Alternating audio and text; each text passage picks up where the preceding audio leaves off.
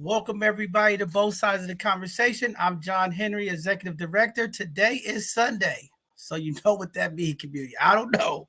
We in for a spicy Sunday conversation today. Okay, we talking about relationships, Mars and Venus meeting. They say colliding, but I don't want us to collide today, community. But I understand that it's a conversation that's needed to happen as we are trying to put back emphasis on building Black love in our community, finding a way that both males and females can interact in a way that will help impact our community. So, with that being said, I'm excited, Brother Mark. You are here today. What is going on, Brother Mark? How you feeling? Bishop, glad to be here. I'll be honest, I'm a little guarded today. Again, throughout the week, been kind of building up on online, Facebook, just sharing a couple of videos and things. And some of the conversations that have been had online are showing just how passionate and triggered people get when we start talking about relationship challenges. So we've got a great lineup of panelists. Looking forward to a conversation that hopefully we can pull some gems and nuggets that after all the smoke clears as a community, we can take some things that actually help people move forward and having a more cohesive environment for loving, lasting relationships in our community. Well, we know Sister Io here. She's here to blow up the spot today. Sister Io, go ahead and talk to the community. How you doing today? I'm doing amazing, actually. Happy Sunday, community. Mark, yes, I'm going to piggyback off what you said. We've been having some great debates and conversations on our both sides of the conversation page, just uploading different perspectives and seeing people's real reactions to it. And it's a healthy conversation that we're having. It's a necessary conversation, but most importantly, the solution on how we can get the unity and love back. So I'm excited for today.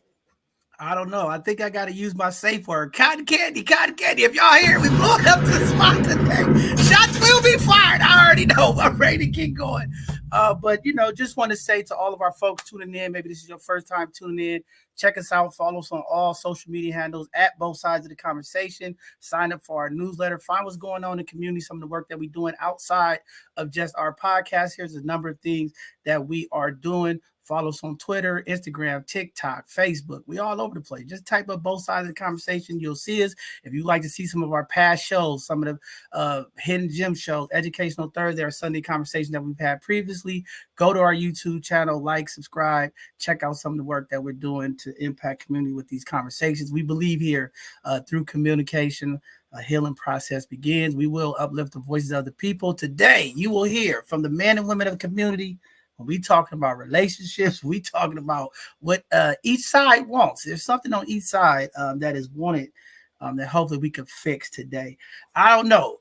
With that being said, there's a number of news announcements that we have. First, just want to give my condolences to Ballhead Rick's family, another San Francisco legend, one of our artists, OGs, loved on community, passed this weekend. And, everybody in the city, hearts is felt. We want to give prayers to Rapping Forte as he's battling his health issues. Again, these are legends of San Francisco. These are people. We want to uplift them in prayer. And then to the families, three of the families who were killed this weekend in that tragic accident in West Portal. A car hit a couple pedestrians. All three of the pedestrians died today. They just said the third person died. So I want to just give condolences to those families. Again, community, we have to do our best to be safe in community when we're driving in community, respecting the signage of stopping and red lights and things of that nature, because sometimes these tragic things do happen when we're not paying attention. No texting and driving, community. All right, with that being said, Brother Mark, get into the news. Tell me what's going on, and then we could get into today's events with Sister Io. Absolutely, Bishop. I'll take it away. And just like Bishop was saying, our first headline, it did read two, but now we'll say three, unfortunately dead, including a child, as SUV crashes into San Francisco bus stop. In San Francisco, a vehicle crashed into a bus stop near Muni's West Portal Station, resulting in the death of a toddler and two adults. Three others, including a baby and a woman, and the driver, were injured and hospitalized. Authorities are investigating the incident, and Mayor London Breed herself has expressed heartbreak over the tragedy. The area around the crash has been closed off, affecting several Muni routes, but was later reopened, and a vigil is planned by Walk San Francisco at the crash site. Also in the headlines, these people scored some of San Francisco's best deals for new homes, but there is a catch. Residents of San Francisco's Hunters Point shipyard community have found affordable housing deals in a quiet area. Two-bedroom condos cost between 600,000 and 700,000, which is relatively cheap for San Francisco. I don't know, that's how that's cheap anywhere. But the trade-off is the locations, isolation with limited transportation options and amenities. The nearest grocery store is a mile and a half away, and there's only one coffee shop in the vicinity. The neighborhood is also adjacent to a radioactive Superfund site, causing some concerns among residents. I'd be concerned too. And our final headline in the national news, a Norfolk jail inmate died from bacterial meningitis. An ex inmate from the Norfolk City Jail died from bacterial meningitis.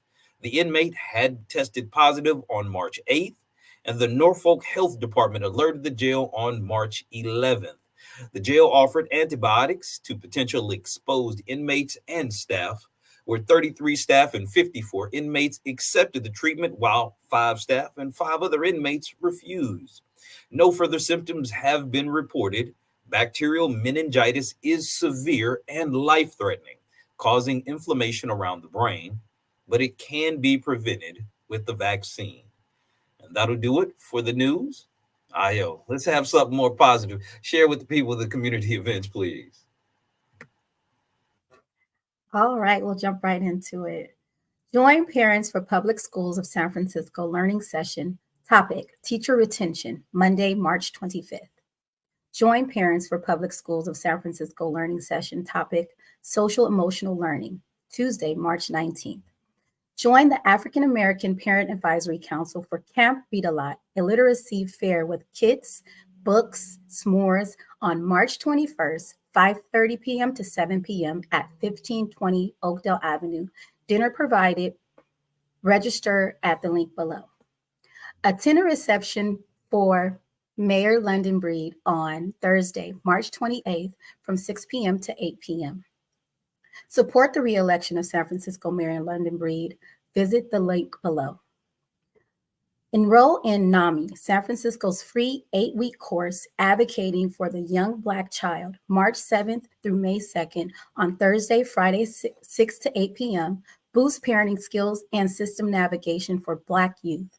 You must register for this event.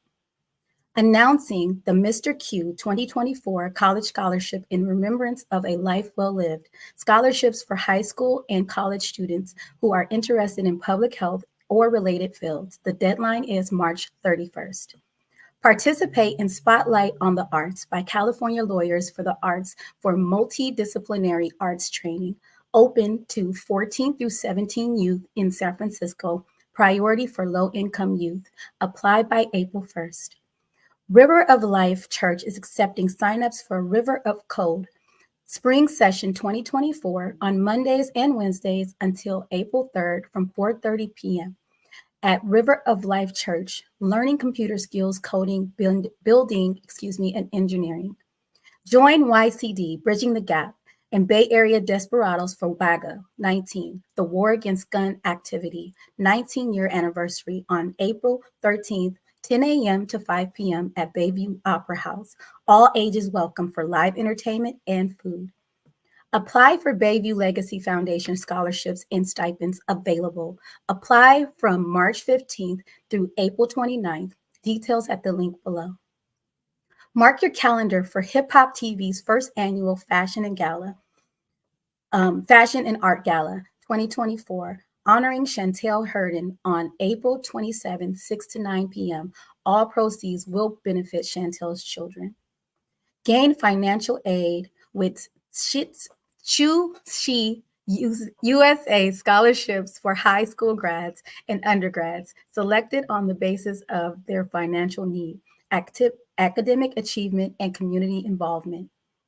Join the Neighborhood Emergency Response Team, NERT, For full training, March 26th through May 1st, 9 a.m. to 1 p.m. at San Francisco Fire Department Division of Training. Tickets at Eventbrite. Attend Estate Planning 101 with HERA second Thursday monthly, February 8th through June 13th, 12 p.m. to 2 p.m. at Booker T. Washington Community Service Center. Registration is required. Opportunities for All offers career exploration and workforce development for San Francisco youth and young adults, ages 13 to 24, living or studying in San Francisco. 2024 Summer Opportunities, programs and camps for kids K through 8, over 160 options for learning, engagement, safety, and health. Ready for fall school. Please click the link below for details. Dreamkeeper Initiative announces Kids Summer Camp at Prince Hall Computer Learning Center for grades K through 8, free admission June 10th through August 2nd. For more information, please call the number below. DCYF Youth Opportunities, ages 14 through 24, explore the opportunities for a youth portal for summer jobs, internships, and more in San Francisco, ages 14 through 17. Watch for paid summer jobs opening this March. SOA's City is Mine Tech and Sports Camp, April 2nd, November through November 26th, various times and locations, ages 7 through 16.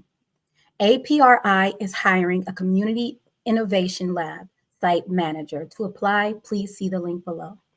Kids in the City presents Hair 101 workshops Saturdays, 1 to 3 p.m. at the Chase Center. Youth from 7 through 17 learn about unique hair. Supplies are provided. Join SECC at Hungry Cafe, 8 a.m. through 4 p.m. for co-working, eatery, and social space with delicious bites and local coffee at Southeast Community Center. SFOEWD and Renaissance Entrepreneurship Center offer business support services for small business entrepreneurs in the Bayview and Fillmore, San Francisco. Minding Our Own Black Business initiative by BWOPA Tile honors Black women entrepreneurs. Nominate a favorite Black-owned business. DKI's Senior Home Repair Program offers up to $50,000 forgivable loan to low to moderate income senior and or disabled homeowners in distressed San Francisco neighborhoods. San Francisco Human Rights Commission holds regular bi-monthly meetings on the second and fourth Thursday each month at 5 p.m. in San Francisco City Hall, room 416. You can also attend in person or via Zoom. Fathers to Founders support clinics every Tuesday and Wednesday, 11 a.m. to 2 p.m. at 232 6th Street in San Francisco. Get guidance on child support debt, license holds, custody, visitation rights. Please call the number below for appointments. DKI's Down Payment Assistant Loan Program offers up to $500,000 for down payment assistance and up to $30,000 for closing costs. Connect with housing counselors, lenders, and realtors. Walters Wellness Group hosts Sip and Paint Center every first, third, and fifth Friday. Unwind and set the tone for your weekend, fueled by tea, creativity, and grounding, hosted by Dr. Kathia Walters and her team. Join Fathers to Founders for Fatherhood Reimagined Therapy Group every Tuesday, 6 to 7:30 p.m. Food will be provided. APRI hosts youth workshops, job referrals, resume building, skills, internship, networking, and community services. Fillmore's Friday Night Market every Friday, 4 to 9 p.m. on O'Farrell Street between Fillmore and Steiner. Live music, food, vendors, dominoes, prizes, and fun. Vendor booths are available. Ongoing vaccination site offers COVID-19 boosters and monkeypox antiviral pills. See times and locations below. The Community Living Room offers free breakfast and grab-and-go lunch Monday through Friday at City of Hope Cafe. San Francisco Office of Financial Empowerment offers free confidential one-on-one smart money coaching financial guidance in English and Spanish, available to anyone living or working in San Francisco. The Bayview Collective and BSOTC invite you to take a survey to help us shape the future of our community. Your insights will directly influence initiatives to enhance quality of life. Please take the survey. Be a mentor with San Francisco Unified School District Mentoring for Success. Sign up to mentor or volunteer as an individual or group mentor district wide. Make an impact. Would you like to promote your business, nonprofit, or community impact? Sign up for our Hidden Gem show. Share your expertise on Educational Thursday and be a panelist on Sunday's conversation. Keep up with both sides of the conversation's latest shows and community outreach events. Follow us on all social media platforms. You can also subscribe to our newsletter at bsotc.org. BSOTC welcomes volunteers to join our mission to uplift and support our community.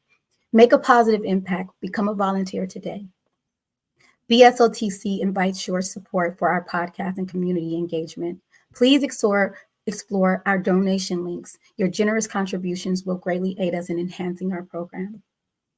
We would like to take this time to acknowledge the Dreamkeeper Initiative and its support of BSOTC's programming in San Francisco's diverse Black communities. Please be sure to join us this Tuesday, March 19th, for our Hidden Gem show, following our Educational Thursday, as well as our next Sunday conversation, March 24th. Thank you.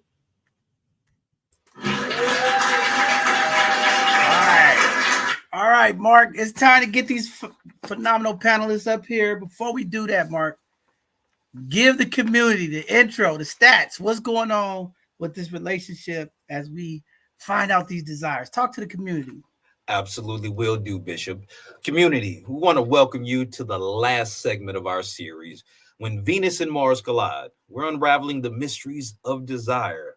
In our search to understand the depths of human connection, we've listened to the voices of women and men separately, exploring their individual yearnings, aspirations, and what they seek from one another. Well, today we bring both perspectives together in a dialogue aimed at shedding light on the common ground and differences that make togetherness both complex and beautiful. As we navigate this discussion, we aim to foster understanding, empathy, and connection among our audience, offering insights into the universal quest for love, acceptance, and companionship. Now, just a couple of stats. According to a study by the Pew Research Center, 64% right now of adults say that having shared interest is crucial for a successful relationship. And also, research published in the Journal of Personality and Social Psychology found that emotional responsiveness is key to maintaining desire in long term relationships. And finally, a survey by the Kinsey Institute revealed that communication about sexual needs and desires is a significant predictor of sexual satisfaction in couples. With that being said, Bishop, let's bring them to the stage. Emotional, huh? Emotional Yeah. responsiveness. I think I heard the lady said that a little bit last week. I don't know. Maybe there's a connection there. All right. With that being said, we're going to start bringing up the panelist community, a wide range of folks here to talk about today's conversation. We're going to start off with the queens. It is Women's History Month, so I want to go ahead and bring all the queens up. Sister Nods, we missed you last week. How you doing, sister? I'm good. How's it going? I can't complain. Are you ready for today's conversation? I know you're ready for it. I am. I'm ready. I'm ready. All right, well, go ahead and let the people know who you is, a little bit about you, and why you chose to be a part of today's conversation. Well, good happy Sunday to the people. I'm Naj Daniels, affectionately known to community as DJ Nana, the community engagement coordinator, Transformational Miracles with Dr. Daniels. I'm a native of San Francisco, and I was really intrigued at jumping in today's conversation because many reasons. I don't claim to have all the answers. I know that I have experience with bad relationships, so I can speak from that. And I'm here to see what kind of jewels I could pick up from the other panelists because, man, it's hard out here. Is it really hard out there? I don't know if it's that hard. All right. We gonna see. All right, we're gonna bring this sister. Oh, she came prepared today. She came fresh, Stephen. She been in the comments for 2 weeks in a row. Sister Nicole, what's going on? Hello, she John. pulling up on me. She pulling Hey, up on me today. Hi, John. Hi, Mr. Scott, Miss White, and Miss Daniels. Hey, I'm happy to be here again. Now, John, don't start. I come in peace. I Oh, come you in. come in peace. I I don't come know. in The peace. last 2 weeks, I felt a lot of shots being fired a couple weeks ago. For Now me, you here.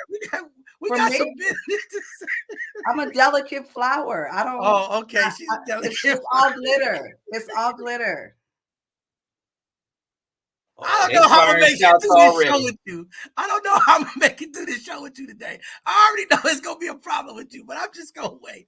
All right, I'm gonna go ahead. You want to tell the people who you are because you are a I'm phenomenal lady. Nicole. Okay, that's all you want to give. Okay, we'll I'm keep. Nicole. I actually am a friend of John's, professionally and personally. I've been on the show before. I have a dedicated interest in Black love myself, and I still believe that it exists.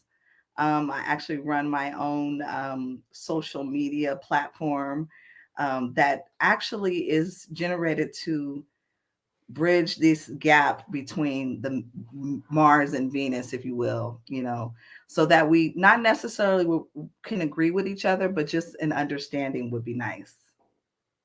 All right, I'll take that from you. All right. Misha, welcome to both sides of the conversation. Did I say it right? I'm bad with it. Did I not say it? See, I'm getting off to a bad start. How do I say it so I say it right? Hello, community. It's Maisha. Oh, Maisha. Okay, I'm Yes. sorry. There you go. All Yes. right, go ahead, Maisha. Maisha, tell the folks who you are. What you about today. My name is Maisha. I enjoy learning. I was on the show previously, but I had an issue with my sound. So today we have it together. And I have watched a previous episode and I have some questions. So I'm here to learn and also share some insight. Well, we happy you everything together this week. You have some good points, and we definitely need to hear from your perspective. All right. With that being said, we have Miss Marie from Big Block. She out here. Marie, what's going on? What's up, everybody? My name is Marie. My moniker is Marie from Big Block, but I'm Marie McLaverty Kainya. I'm the founder and president of All the Ways Up. And I am here and I'm ready to, I'm always ready to get into some controversy. I can be a bit confrontational. So if you want to bring it, bring it. I'm actually here to, I'm bringing it. So I actually, my organization, All the Ways Up, its mission is to deconstruct the constructs that have been the greatest creation of weapons of mass destruction, which is race, sex, sexual orientation, creed, and religion, as a means to ultimately, sorry guys, I'm at a loss of words. This is my first time on a podcast, so forgive me, but essentially deconstruct those different hierarchies that were created to conquer and divide the human race from within, and for us to ultimately not see one another as, brothers and sisters. So ultimately, I'm here, and I'm happy to have this platform. I'm also, I've been with my husband for 22 years. As of April 9th, we'll be married for 18 years come December 1st. So yeah. I want to give a shout out to my king, Joseph Kainya. So thank you for having me. And I can't wait to get this started. Don't be coming here trying to blow up the spot. All right, young lady. Be patient now. Don't get the bishop triggered today. Okay. All right. All right. Now it's time to bring up the phenomenal kings. You know they come prepared today. They've been right down. They've been taking notes. We've been up all night strategizing. Hey, I don't know. My brother Rico is here. Brother Rico, welcome back to be a part of today's conversation. What's up, John? What's up, community? I'm Rico Hamilton. I'm the CEO of Black Community Equity Group, also community activist. Been doing the work for almost 20 years now here in San Francisco.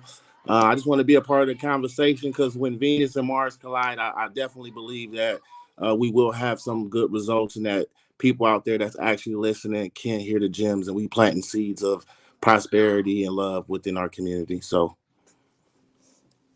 I ain't trying to blow the spot up right now, John. Right. We blow it up later. All right.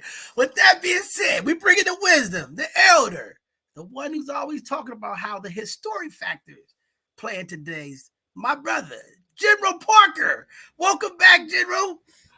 Hey, how you doing today, Bishop? I'm just an old country boy, a retired boilermaker, now a law student, and I don't think the worlds have to collide. We get Mars, we get Venus, we meet right in the middle. We'd be right here on Earth.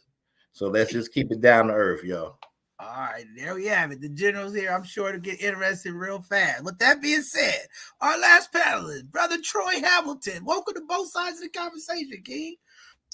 Hey, good evening, panel. Troy Hamilton, native of Houston, Texas, associate of Mr. Mark, but I'm just here for the comments, man, to see what his lead us into. All right. Well, with that being said, we're going to go ahead and now get into today's conversation. I'll kick it off with a question, let the ladies start off. Reflecting on your experiences, what advice would you give to someone struggling to understand or articulate their desires in relationships? I want to open it up to the ladies, and then we can go from there. I guess the first thing I would tell them is to learn yourself. Learn yourself first and take it slow. Like, I wish I would have known so many things that I know about me now, dating in the beginning. It probably would have been a whole lot easier.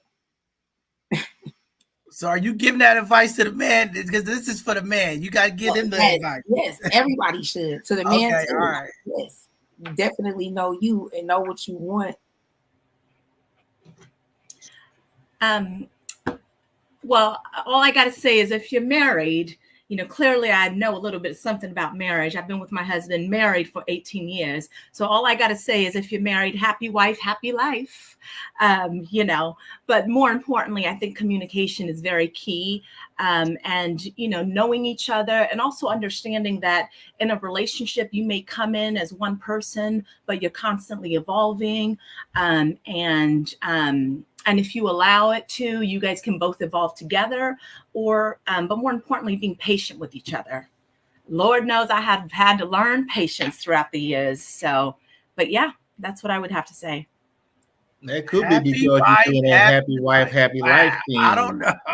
What'd you say, General? It could be because you're doing that happy wife, happy life thing. You didn't hear about the happy man and that's God's plan? What about at least happy spouse, happy house? Okay. I don't know. All right, Nicole. The question is about dating, right? Dating or whatever. What some advice that you would give to somebody who can't articulate their desire? You could be married and somebody can't articulate their desire. Somebody might be married and say, "Hey, I want to have polygamy now." They might not know how to say that. John. Well, this is the thing. I know us women, we tend to listen with our heart and not our ears. And so an advice to the fellas is just to know that. And sometimes you could tell us one thing and do another. And we can construe your actions with your words. So just know it. I'm not saying you're responsible for how we interpret your words and behavior, but understand part of what I would love for us to come to conclusion today is that we think differently. And so you don't have to agree. It's just a matter of, if you are a man interested in a woman, understand what my thoughts and what my interpretation may be. You may be like, well, I told her, I'm just checking out the scene. I'm just dating. But then you're taking me to the cookout. You introducing me to your children. You're doing things that may or may not could be the opposite. So I know a lot of times we talk about communication and we say it very, very, very like it's so easy. And that is the biggest problem. We say, oh, just communicate. Yet we communicate, and communication is also nonverbal cues. Do what you say, make your actions match your words. John, I see you getting ready to say something. I'm trying to let all the ladies speak, but I gotta say, how come a guy can't reserve the right? How come this is what I gotta ask y'all, ladies, because I hear this, right? I get it. I agree with you and all of this. But say that a guy's liking this individual lady, right? And he got these events in his mind. This is who I'm gonna be with. Why can't? Hey, you know what? Why you coming around my family? If this is because I like you, do it have to be? I have to be exclusive, and you got to be my wife to be with my family. Like, how do we get out of that mindset? Because I might be just chilling. Because my family is a big family. So it could be my community family. It could be my blood family. It could be. I don't know. What family are you talking about? Explain to me. So this is the thing. If your values are the same as mine, then we cool. But see, what happens is, and I'm gonna speak, and sometimes I'm gonna speak in absolutes, and I know people Wait, don't wait, like it. wait, but you contradicting yourself because 1 second you said that we are different. We think No, different. I don't know if our thoughts are going to line up together. That's why that's we where, date. We're trying to figure out, are we going to align? but that's where I say that dialogue, like the dialogue needs to be deeper than communication. So for example, you may say you coming around your family is just casual. Maybe you take everyone to meet Big Mama. You know what I mean? And it's all good. Every chick you deal with get to go to the cookout. That might not be my values. And then I'm interpreting in my mind, oh well, I'm going here and this is where we're going. I'm not saying right or wrong, John. Nicole, John, I'm not saying it's I'm right. not paying for your assumptions, okay? I'm just telling you ladies out there, we're not paying for your assumption. If you make an assumption, we're not paying for it, okay? I'm saying that first, all right? Secondly, at the end of the day, you don't know this man. Maybe he's thinking you the one, and maybe Big Mama is the one that he trusts to say, is she the one or not? I don't know. But you have to trust this. This is what I'm talking about, trusting your leadership. If I'm this is the talking man you about the say you gentleman that says, I don't want to. I'm talking about the gentleman that meets me and says, I'm not ready for a commitment at all. I just want to hang out. Can I ask a question, Miss Nicole? Yes, Mr. Parker. You talking about him bringing you around his family, and that's supposed to mean something. What if he don't even like his family? I If he see, brought you around his family, he don't like him. That that's my really ain't point. meaning nothing. Is that he brought you around him because he don't like them either. That's my point about the deeper conversations. Your family may not be as a value as mine is. So again, I think we talk about communication so candidly, but what are these conversations? Are we talking about values though? Like at the end of the day, meeting my kid is a big deal. I know a lot of women, maybe they don't mind you meeting, but for mine, it means a lot. So I always communicate that very upfront. Like if we're not going to be dating to a point of where we want to be in a relationship or see what that may look like, then we're not going there. uh, and Sister Nicole, I'm glad you mentioned this because again, I got 3 daughters. My baby girl is in college, 19, and I get calls about dating situations that she's dealing with as a father. One of the things that I was very aware of, I see so many women in particular who, when they go to choose somebody to date, they do it isolated. They try to hide and do everything privacy. One of the things that culturally we used to do before the invasion, we actually had a process of vetting. And this is one of the things that our cult community here absolutely needs to bring back, because you need people who you trust, who love you, to check out the people that you're checking out. Because if you caught up in your feelings, digging somebody, you're not going to pay attention to all the red flags or the character issues. And I think we need to kind of bring back what John does. Like say, if I bring you around my family or people that I'm cool with, it's not necessarily because I'm trying to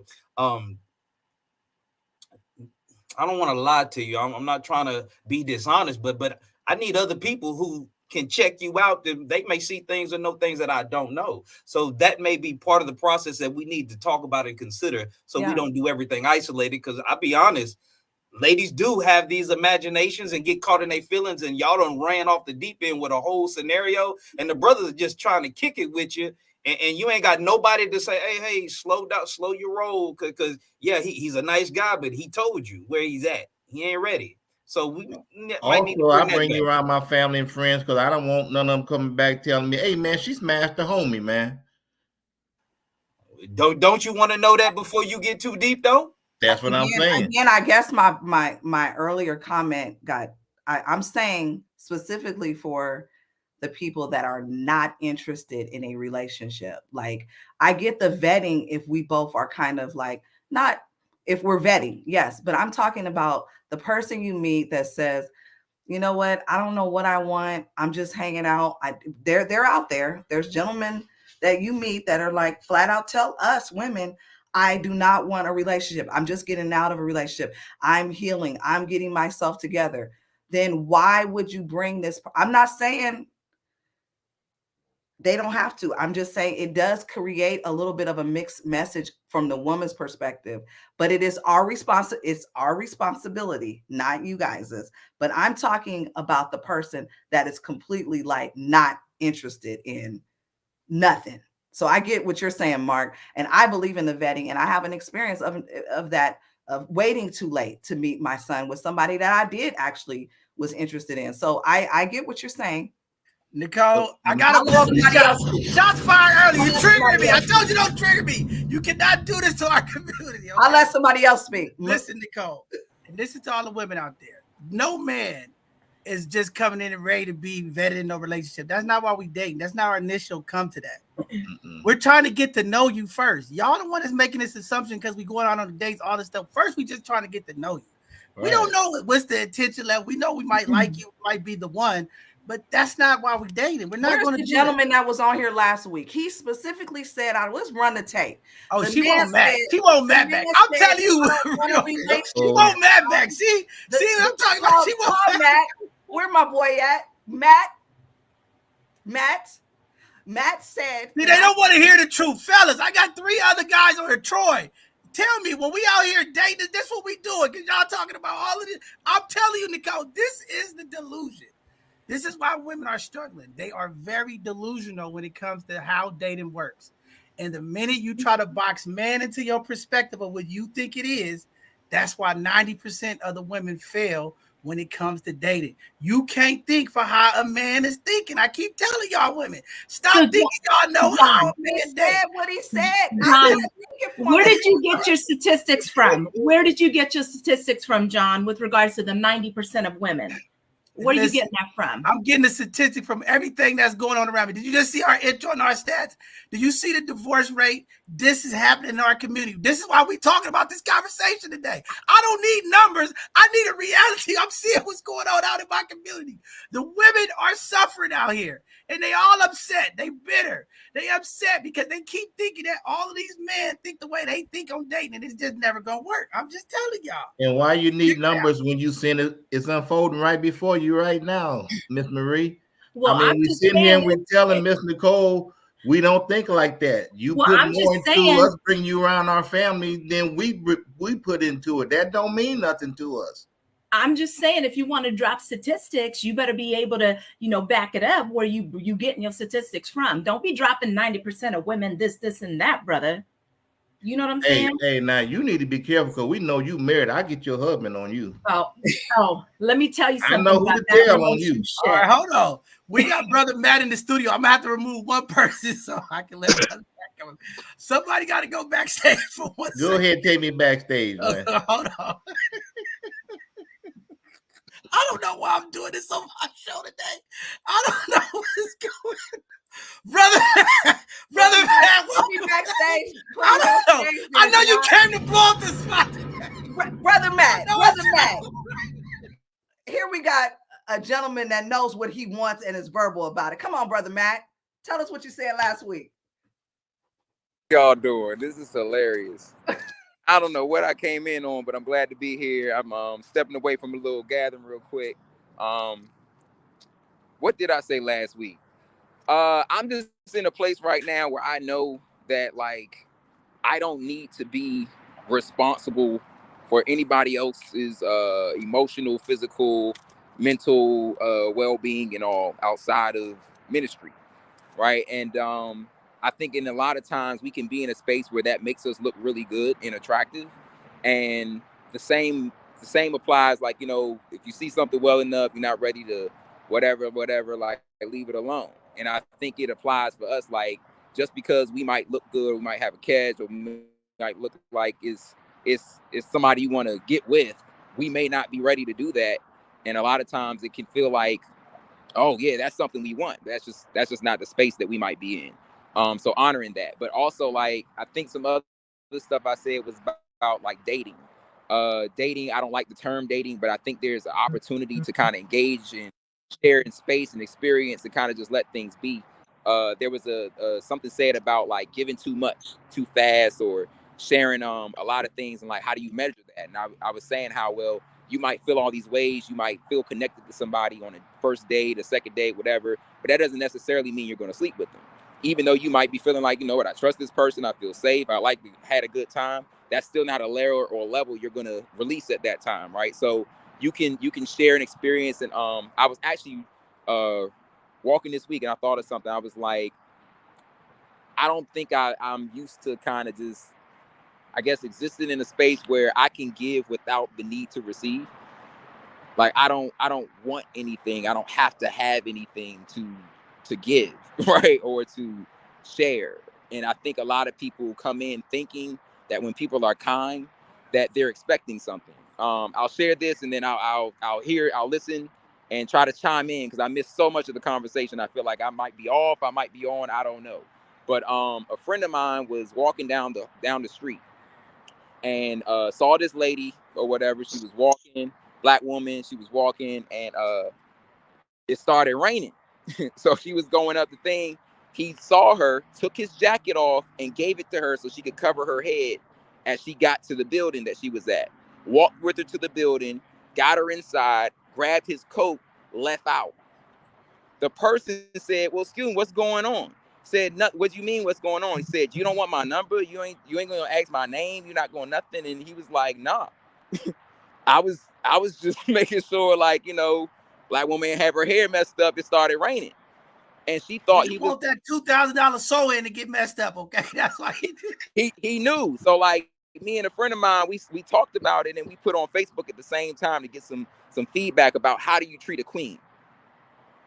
Right? Like if in our natural form, we're supposed to treat you this way. We're supposed to respect you in this manner. We're supposed to carry ourselves like everybody walk around like they a queen, but they get treated like a queen just on the fact that they're a queen. And it's like, well, what's wrong? Like, what's going on? Like, why are you treating me like this?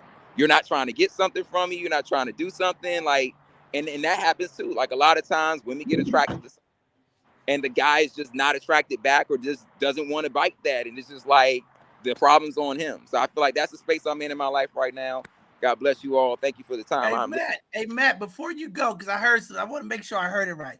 You said a person is not responsible for someone's emotional and physical when it comes to that date, right?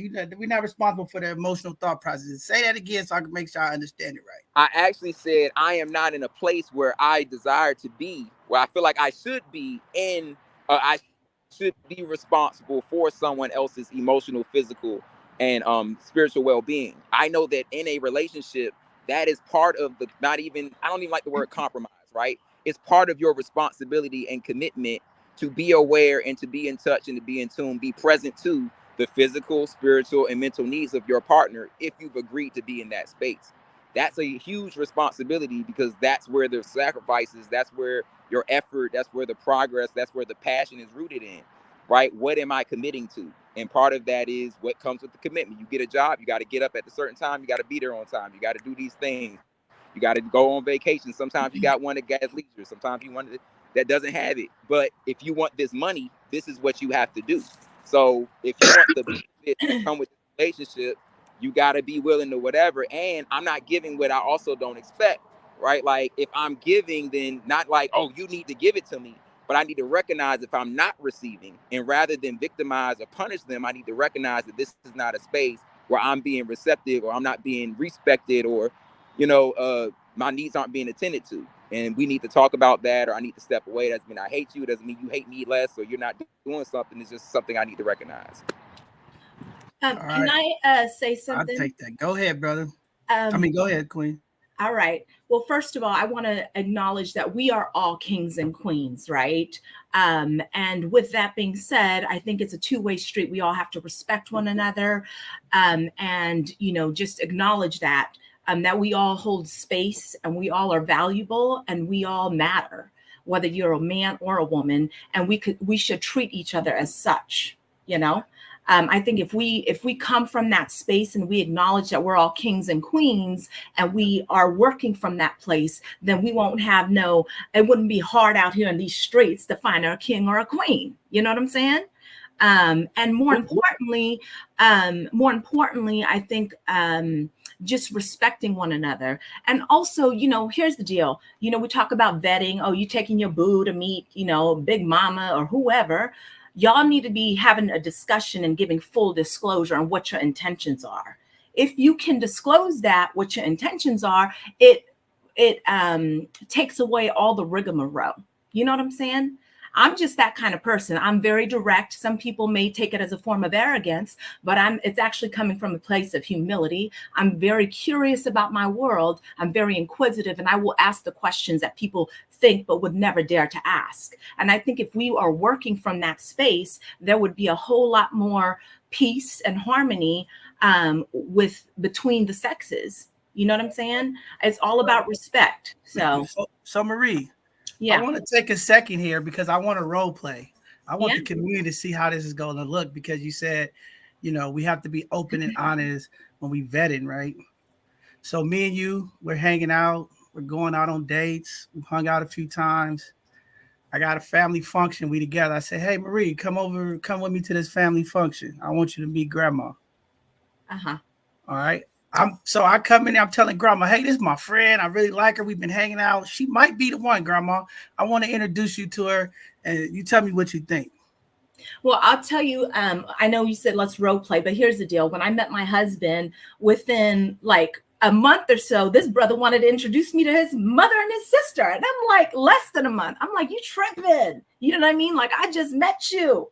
And so he knew he found his queen. You know what I'm saying? He knew he had a bad mama jamma, but in the same token, I wasn't ready for that, So I was very open with him about I understand you're excited about meeting the one, you know what I mean?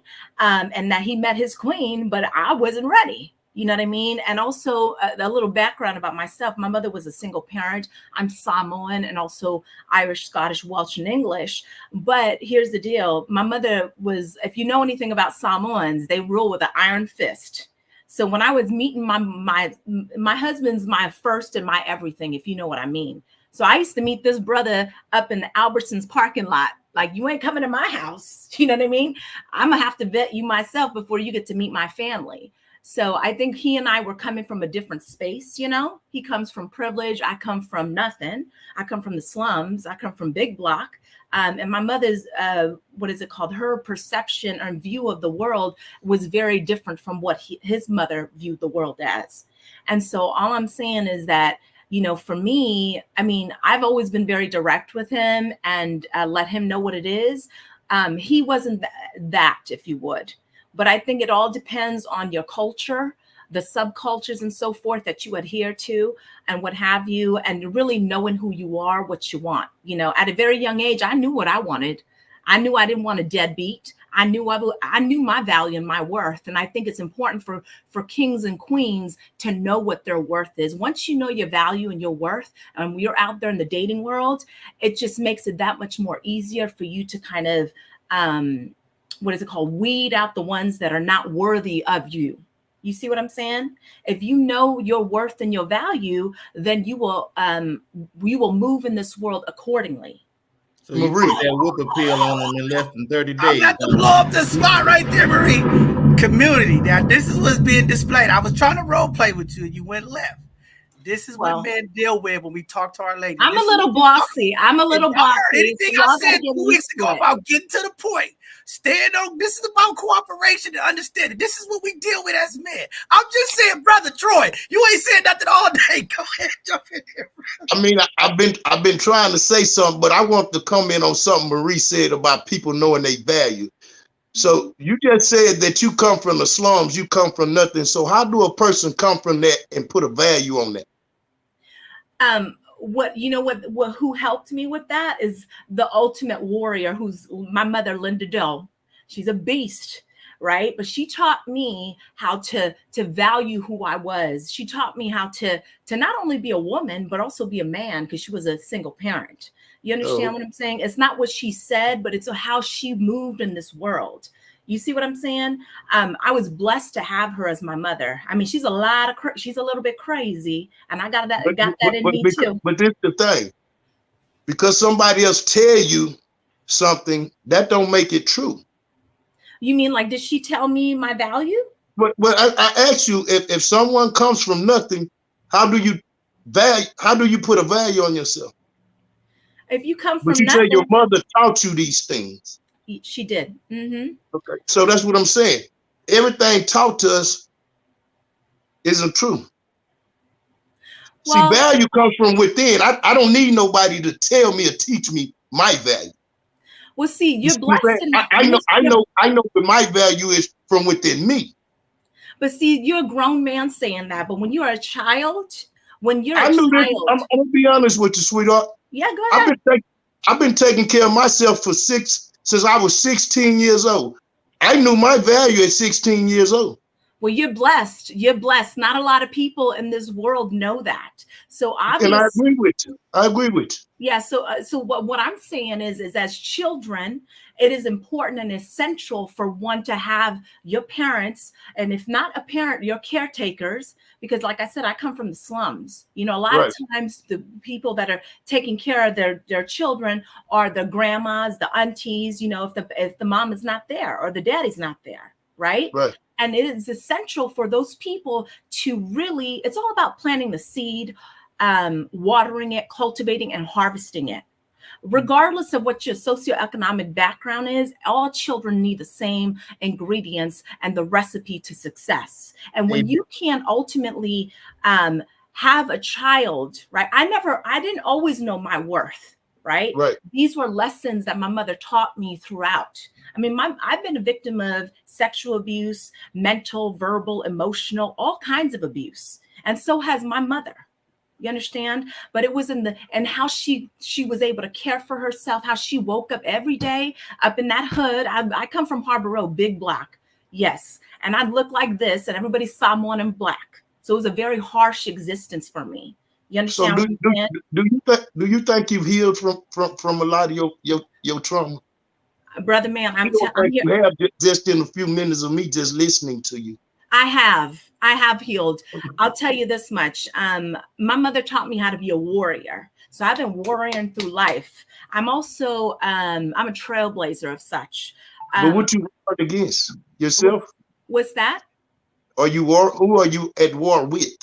No, so here's the thing about being a warrior. Let me just let me just educate you a little bit about Marie from Big Block. Okay.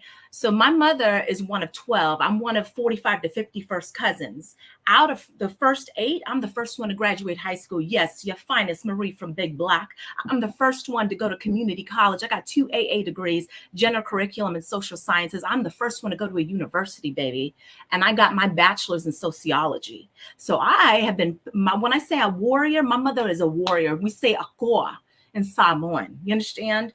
And she taught me how to be a warrior, and I went through all that abuse. I've seen crazy shit, brother. Okay. I know I wasn't supposed to say that bad word, but anyhow, give me a little grace. But what I'm trying to tell you is that warriors get PTSD. You understand what I'm saying? And with PTSD, I've been warring through life. I'm a trailblazer, but it's an isolating place when you're the first of anything. Troy, don't you ask no more questions. Hey, I just want to know one thing. Shout out to Marie from Big Block. She really inspirational. But I want to ask the Bishop. Can we go back to, because Bishop, you said women are delusional. I'm with Nicole though, because men, y'all really try to get a lot in the friend zone. You want to be in the friend zone. You want to put us in the friend zone, but you want all the wife stuff. I need some sound on my end. Delusional. Hey, why don't y'all let Rico answer y'all? Rico been trying to get in for a while now. Let Rico answer y'all. DJ Nana, I'm gonna tell you. Come on, Rico, what you gotta say? Yeah, no, I just kind of. I'm gonna tell you right now, we want all of that, and y'all want all of that too. You know, I mean, I'm just sitting here just listening, right, and listening and paying attention. I think a lot of times when we talk about communication, and one of the main things that a lot of men are talking about, especially right now in a lot of the spaces that I'm in, as it relates to Black love and relationships, a lot of times Black men are saying that Black women don't. And I've heard a lot of questions asked already. And like literally, none of those questions have been asked because and then like in our minds, we like, did the person actually, are they listening to what I'm saying? And it becomes super frustrating as men when someone don't understand a common question or don't understand what someone is saying, especially when you're speaking English, and I think we all speak English in some capacity. So I think like it's frustrating to listen to something and everyone going around the corner to the actual question. There was like 5 questions asked, and I ain't heard not one person answer the question at all. And it's like that's the part that becomes very frustrating, especially when it comes to men. Like if I'm asking you what is A plus A or what's 1 plus 1, just say 2. You don't have to say, well, first you got to go around the corner and then do this and then this to get to 2. No, just say 2, right? Because I think it just moves it moves this whole process, and it goes too far. And sometimes I don't know if what y'all think, but I hear delusion. I ain't gonna lie. I hear a lot of delusion on the stage. I ain't gonna lie. Like there's no way, like for example, there's no way a man telling you, I just want to be your friend. How can you take anything else out of him saying, I just want to be your friend? Well, Exactly. I just got to. I'm just Can I saying, say something? Hold on, Marie. Hold on, Marie. Get him, it's Io. Go frustrating. ahead. Wait, Get I've him. been quiet. I've been quiet. And like you said, y'all, I have been observing. Please mute your mic. I have been quiet and I have been observing, just as you have, Rico. Number one, Nicole articulated the response perfectly. She said, if your values do not align, that means you cannot fulfill my desires. If you are dating a person and you have the conversation, hey, boom, y'all meet, we both open dating, we good, we flowing. Now you go back just like this is my favorite analogy. A sports player can renegotiate the contract. You go back and have that conversation and say, okay, we've been flowing, we doing good. I'm starting to catch feelings. So now where are we at? Oh, we good, we vibing. I'm only interested in you. I'm not talking to nobody else. We doing this. We're flowing. Okay, we're flowing. Now, if I tell you, like Nicole said, my values say, if you're meeting my family, we are building a foundation and we are dating with an intention of relationship. If you have this conversation, right? That is the key of communication. Nicole articulated it perfectly. Miss White. And also, Ms. let me finish. Miss White, Let me finish. you interrupted me, so I got a rebuttal and interrupt back, right? So she never said that. Yes, she did. No, yes, she didn't. Did. I'm gonna say it exactly how she said it. She said, why do men say one thing and their actions show something totally opposite? That's what she never said there was a second conversation. She never said there was a second conversation. No. She never said that. Come on, Miss Nicole, don't do that. Yes, she did. I didn't say values. Run the tape back. You did say values. Run that tape back, but that's not what she said. Miss Ayo, you know I got all the love and respect in the world for you, but what she said is how do men sit up there and talk about I want to be in the friend zone, then take me to meet his family. Not her family, his family. Listen to what, see, y'all talking about communication, right? You talking about communication. You're communicating without listening. You're picking up what you want to hear. No, you just did that. Let me say this. Let me say this. Feel like she said, but we heard she what she literally said. said it. She literally said it. No. I didn't hear it. I'm blowing up this audio. I didn't hear it. I sit here and take notes for a reason. I did hear it. I got to chime in, fellas. I look here.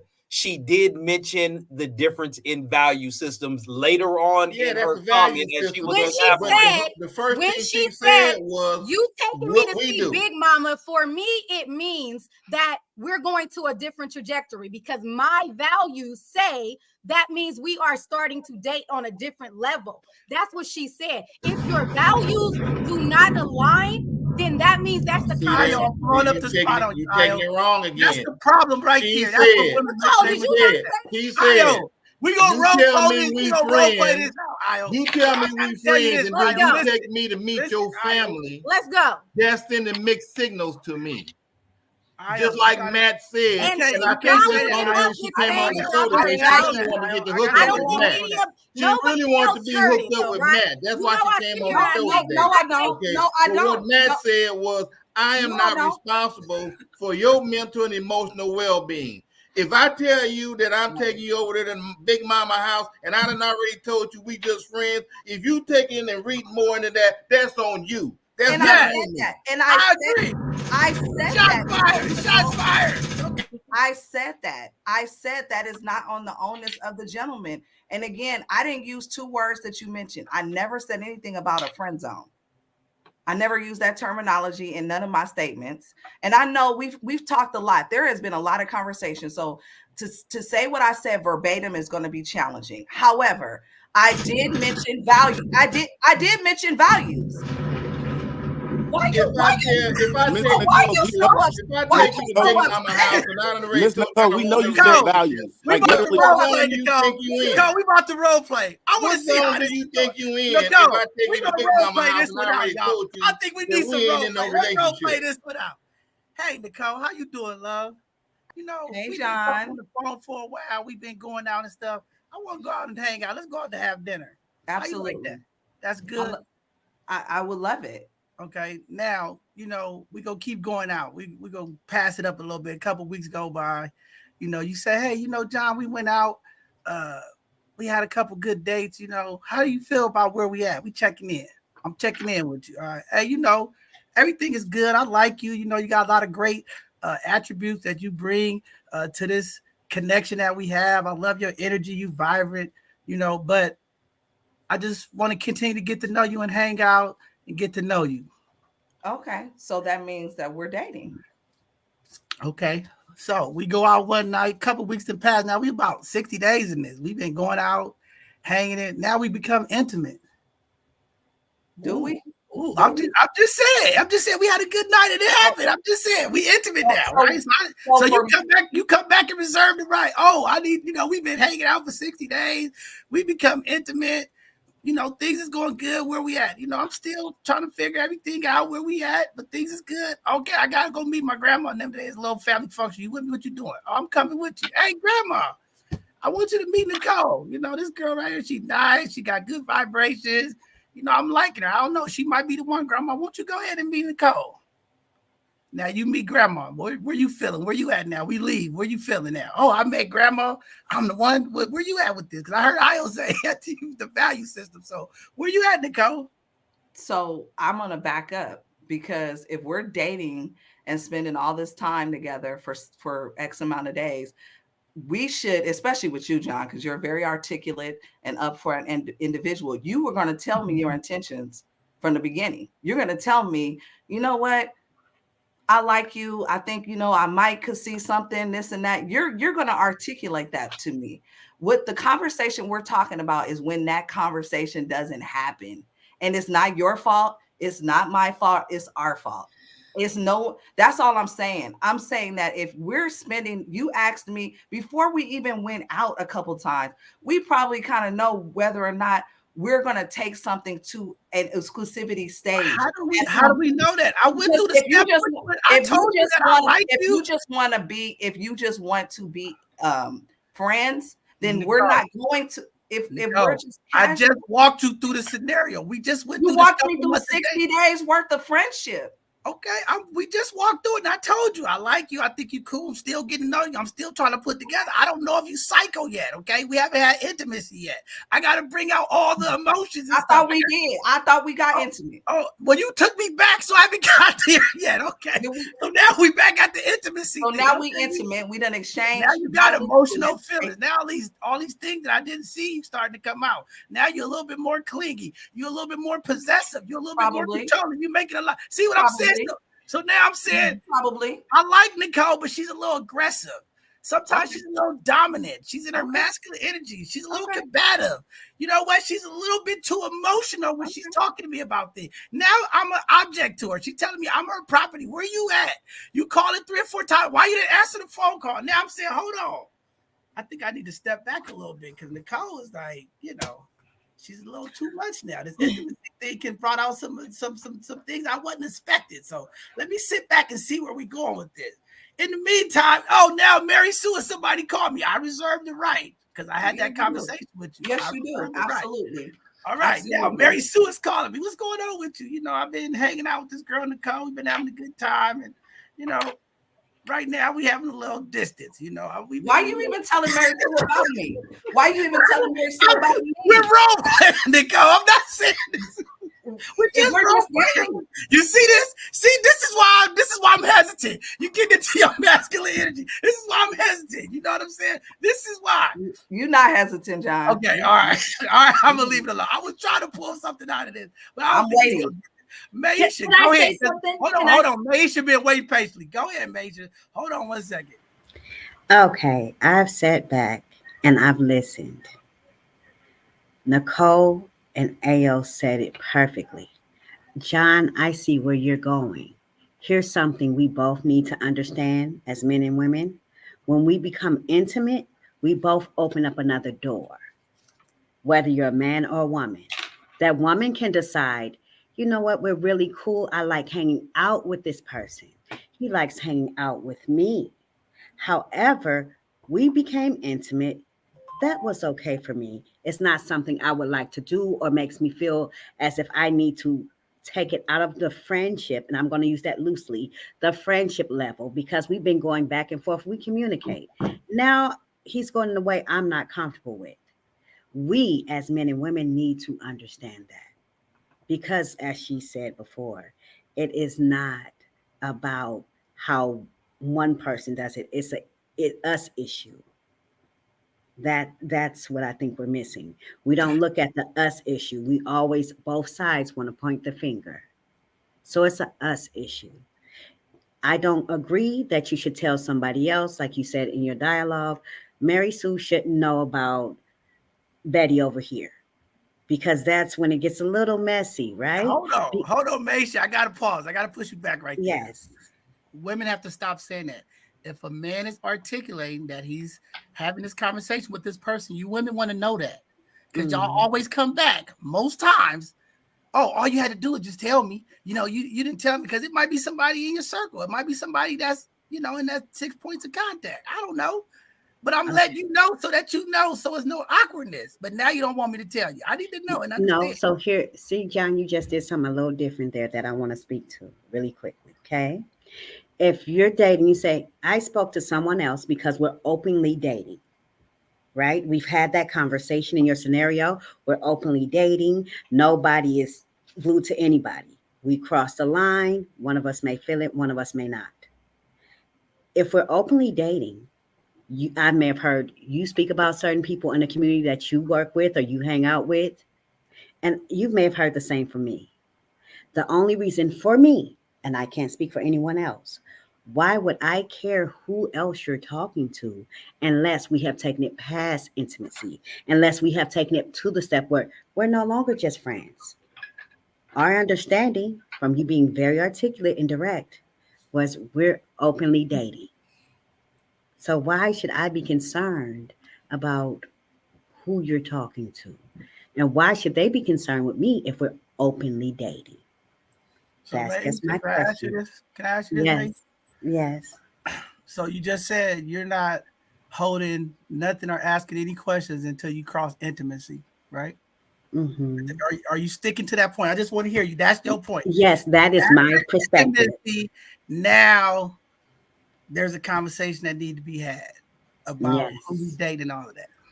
Yes. So up until that point, me and you, we have an understanding that when we just meet somebody, we're openly dating. All you owe me is common courtesy, and all I owe you is common courtesy, right? Absolutely. Absolutely. So how come when men date these women, is all these issues before intimacy?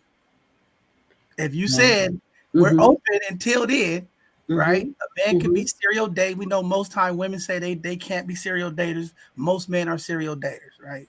Well, you can't be generalizing. See, John, when you're talking, you're generalizing about men and women. That's wrong. He actually has a point. He has a point. There is a lot of women that we do. I mean, you can't generalize, but there is a way where you can speak in a dominant. We need to be able to speak in generalities. This is a general conversation, and don't be trying to check John on the platform. Please. She didn't check John.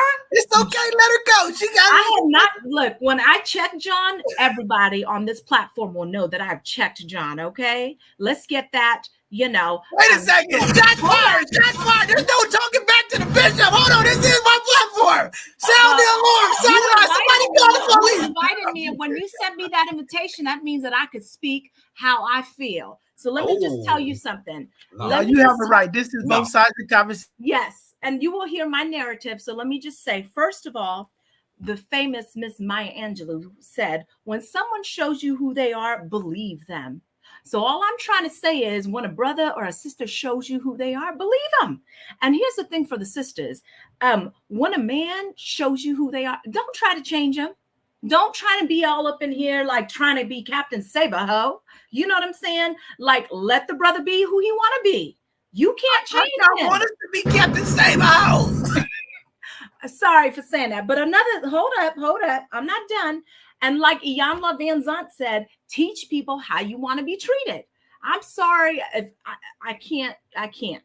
When women are like, oh, he treated me this way. Well, you better get in there and let the brother know what time it is and be actively communicating with him. You understand what I'm saying? I think communication is key.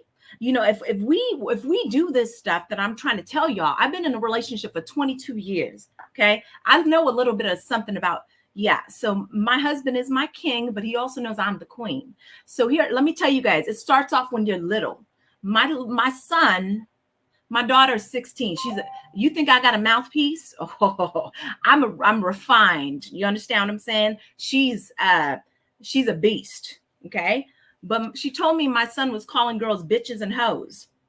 So I had to have a conversation with this little boy, and let him know that you don't do that, that you need to treat every woman, every girl as a queen, and he should be treated like a king. You understand what I'm saying?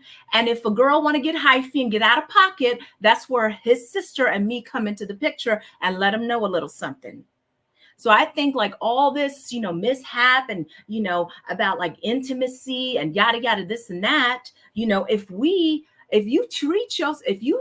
you teach people how to treat you, you understand what I'm saying? You won't have a man mistreating you. And if he does start to mistreat you, that's when you use your language. We all speak English, don't we? Like Rico, you mentioned about like, if I'm telling you, I just want to be your friend and you trying to take me to family, whatever, to meet your family because you think we something more, that's where women make the mistake. I got a cousin. He's fine. You understand what I'm saying? He's fine.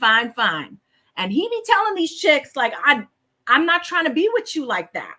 But they keep thinking they can change them. Bishop, so all I'm saying, next.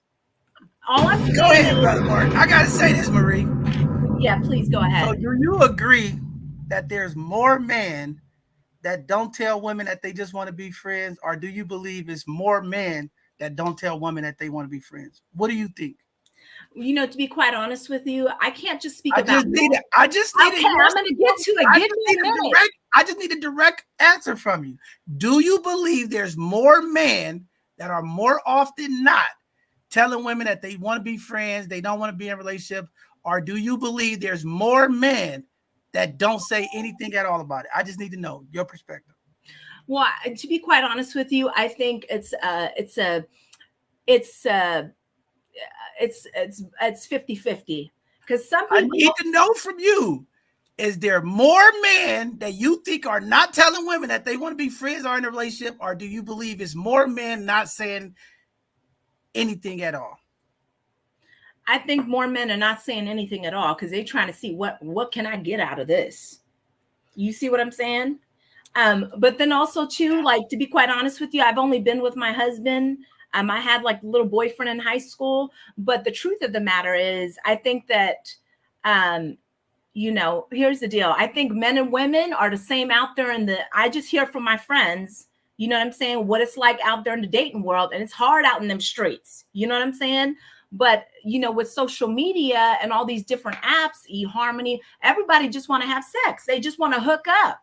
They just want to, that's the culture from what I'm hearing about what it's like in them streets. Everybody just want to hook up. Don't nobody want to have no serious committed relationship. Because here's the deal. Anybody could go online. Hold on. Hey, Bishop, she might have a point there because hold on. This for the benefit of my experience. Hold on one second, because go ahead. Part of the reason why, and Marie, I want to be as diplomatic as I can right now. Please. Out of respect for you, and I'm glad you're here on the platform. You are providing such a perfect example. And I hope a lot of men have the opportunity to go back and watch this. One, you are an anomaly. You married the first man you were ever with, and you've been married for the last No, 20 she didn't say years. that. She said she had another boyfriend No, before. boyfriend, but in he high he was school. the first everything. I caught that, General, because I'm listening. Thank you for actively, inherently listening to what I'm saying, and that's what a lot of men need to do. Marie, so maybe you should hold have on, a show on because that. what you're doing right now is an example. And again, I'm so glad you're married and you ain't even out here in these streets, because you're the perfect example of why so many men have a problem with women, because your tone has been completely disrespectful, in my personal opinion. My tone? Oh, Very. Very much so. No. You're loud. You cut off people. You're aggressive. I don't know what kind of husband You're combative. You're operating your masculine energy. Pull up the spot, Mark. Patient, wise, loving, caring, empathetic man. This man must have superpower. If this is how you communicate on a daily basis, just in general, I can imagine what you're like to deal with at home. Oh, I And trained. I'm just saying, no man is going to deal my with king. that other than to knock. I trained my king. I trained my king. Because I'm the queen. You are the example of what most real men don't want to deal with. Because you don't want to deal with a queen. You don't want to deal with the real deal. You don't want to deal with what I'm being direct. I've been called a lot of names, and you know what? I take what is it called? I take it all in. Criticism. And I'm like, it is what it is. But here's the deal: if you can't take it, then get out the kitchen. If it's too hot in the kitchen, get the hell out. You understand what I'm saying? If you can't take a woman being direct with you, then you ain't fit for the game. No, I just it's want to not say about that. being direct, Marie. This is about being able to be understanding of how you communicate. Because prime example, a lot of women didn't like Kevin Samuels, and they complained about everything he would talk about because they didn't like how he said it. But when you ask them to critique what he actually said, go against the data and the examples, they couldn't criticize that. All they could say is, I don't like how he says what he says. And so I'm going to take that same line that all women use with Kevin Samuels. I'm going to apply this to your example. I'm sure you're a wonderful woman in a lot of ways, but I'm just saying the way you're presenting yourself right now on this platform is very masculine. It's very aggressive, and it turns men off. Well, and all that defensive line, we can't handle it. But why would I want to handle that? All I gotta say is, don't nobody want to fight with a woman. Well, here's the thing. There's a TikTok out there that says you want a woman that'll go to war for you. You don't want a pretty face. But he's talking about you go to war with me. You want a woman that's gonna go to war for us, not with us. There you go. Well, here's the deal. You got a point. You got a point somewhere, Bishop. Listen up. Take some notes. My pastor always says his name is Fuego, which means fire. So he always says the ones that rule the world are note takers. So y'all brothers better be taking some notes on this if you want to get with a queen that'll treat you right. You understand what I'm saying? We go get to our. You assuming facts that have to be entered in the evidence. You assuming why are you calling me masculine for? Why are you calling me masculine for? Because I'm direct. You can't handle the truth, baby. You can't. I'm trying to give it to you, Marie. I kept telling you did make a point, because now I'm pretty sure I've been on this earth more than all y'all on this panel, just looking at y'all. But I've learned over the years that I think I did this a lot when I was younger too. I date, but when I'm with a person, even if it was a serious relationship at the time, I was always looking for a better deal. And I think women do more of that now, because they'll be with a guy, but they find somebody that make more money, somebody that's taller, somebody think that's more masculine or anything else. They'll leave that man in a heartbeat. Even the married women do it. I had to argue with a sociologist friend of mine a couple months ago. We were on a podcast, and he's talking about all these guys and all this stuff, and the women are leaving them, and y'all need to deal with that, and I said, well, why were they breaking up? He said, well, I don't want all my friends coming to me telling me after 20, 30 years of marriage, they're breaking up now. I said, well, what are the reasons they're giving? He said, I'm going to be honest with you. They said, well, I was wanting something more like the Hustables. I said, man, there's no one. You better tell them to get back together because the Huxtables ain't even real. What are you talking about?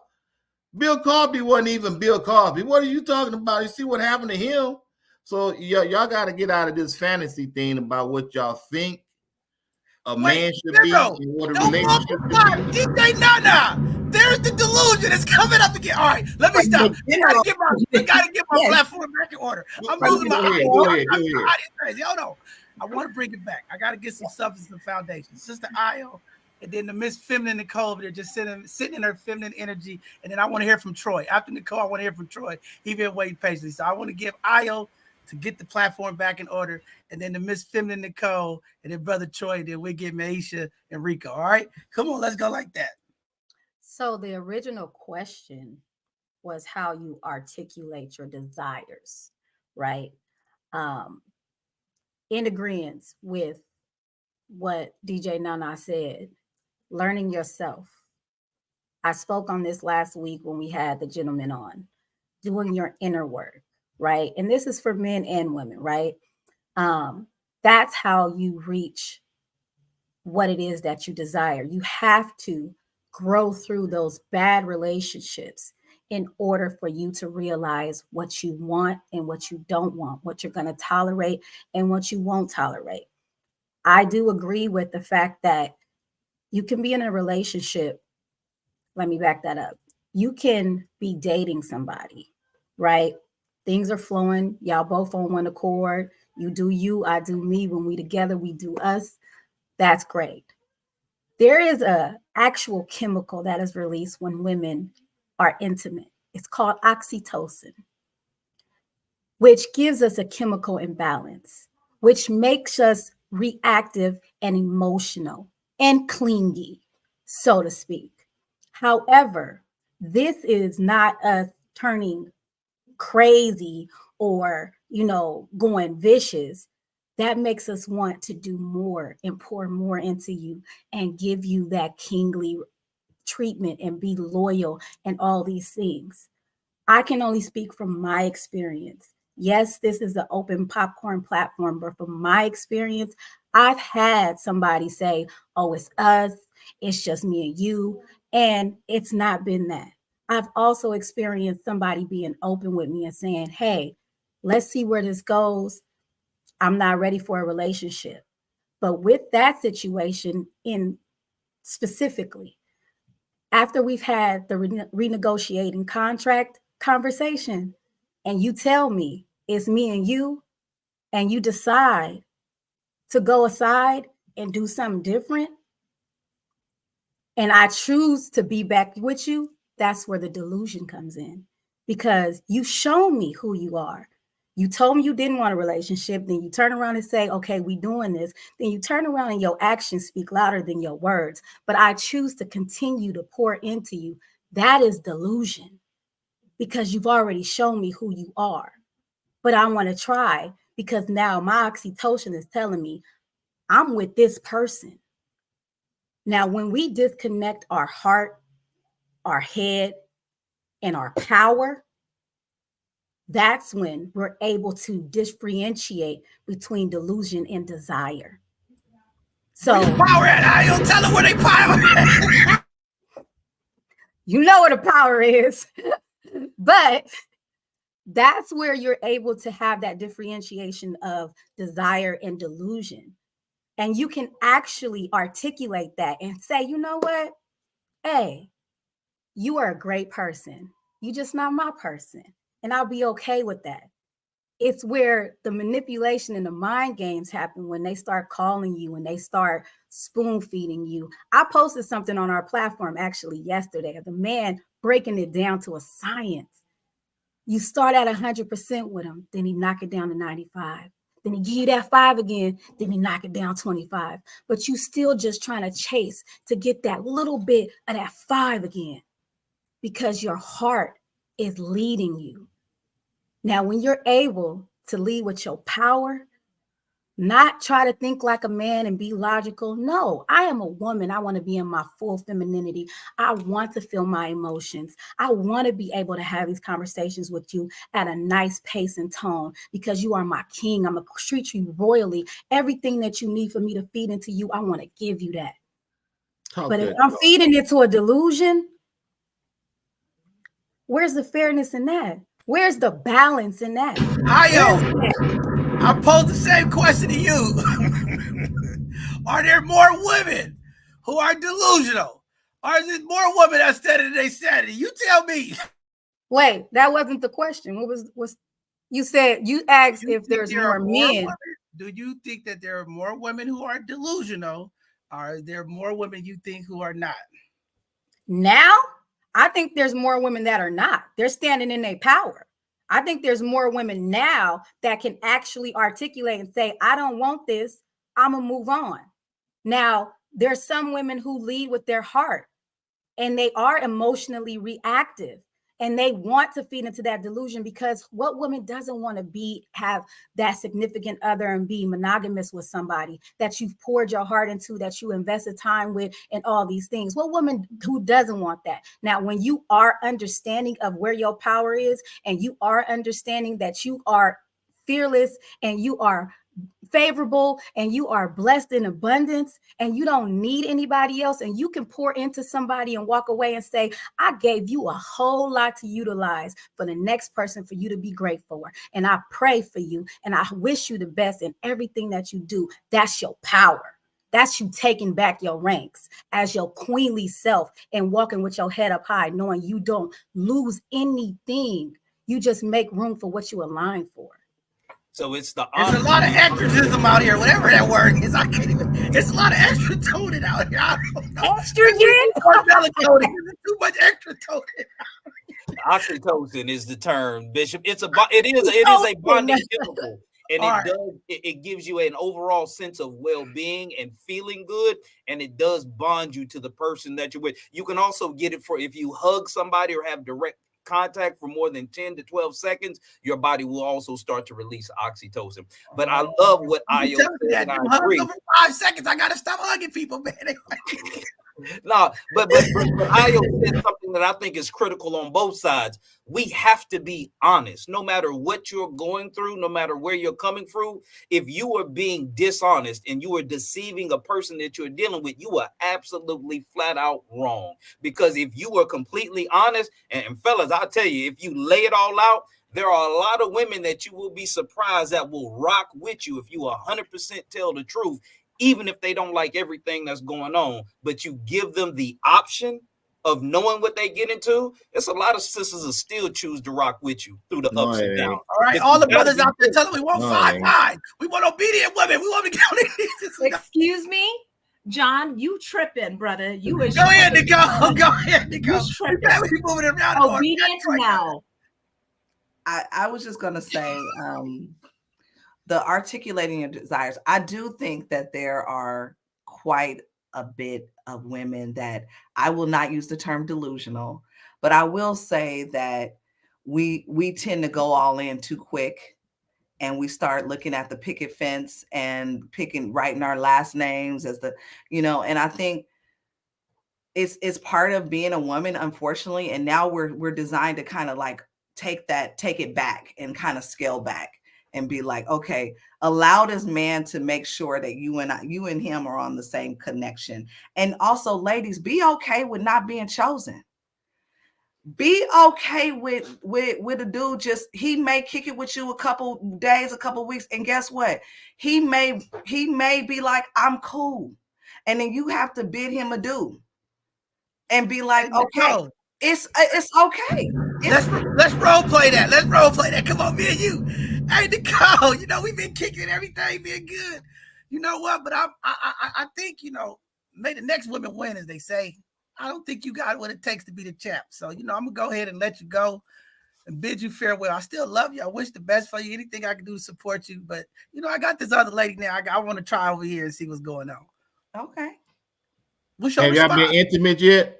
Yeah, we've been intimate. Come on. Yeah. I need them emotions, all that. Yeah, lady, I want to see the real Nicole. Come on out now, Nicole. I'm telling you, it doesn't mean, this is my point, General.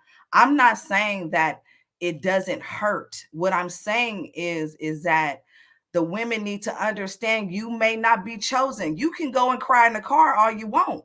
But if the man say you not the one and I'm gonna move around, then just do it. And know that it may not even be something necessarily personal with you, or maybe, hey, the stars did not align correctly. It's for sure happened to me, and I'll be like, okay, well, you know what, you wasn't the one, and it's okay. And also too, I respect Mr. Henry for at least verbalizing it, because half these people don't even say it. Half of them just like dish you and be gone. And if they do that too, goodbye, let them go. But at least you said it. So even though you were looking for an emotional rise out of me, I will tell you that I respect you for actually saying that. Like, okay, I don't, we kicked it, we had a good time, but I'm gonna go over here. Plenty men will just stop calling, or they just call you 3 months from now, and then you never know what happened. Man up and do what you just did. It matter what it hurts to me, it's gonna benefit me in the long run. Yeah, I'm gonna be hurt, John, if you say that to me. I'm gonna cry in the car. I might look at your Facebook page and start drooling over your pictures, but I'm not calling you. And I'm gonna let you go. And I'm gonna be like, okay, we had a great time. But well, ladies, I'm gonna tell you how the conversation really go. Since you want to know what it really was, you was operating in your masculine energy. You was acting like a man trying to dominate the conversations. Every time I tried to reach out and extend myself, you always was acting like, you just was better than me. When I was trying to tell you I was going through something, you just wasn't open. I just wanted you to rub my bald head, and you didn't do it when I asked you. So, my ego been kind of damaged a little bit. And I don't know. Maybe maybe that's what it is. And it just, you didn't cook for me when I came home at 3:00 in the morning. And that's why I had to choose otherwise. Because she got up at 3:00 in the morning and cooked tacos for me. And you just let me starve. And then, I had an urge one night, and you thought, let me stop. Cotton candy. That's my service. My safe word. Brother Troy. Go ahead. Brother Troy. Go ahead, Brother Troy. Troy been waiting patiently. Go ahead, brother.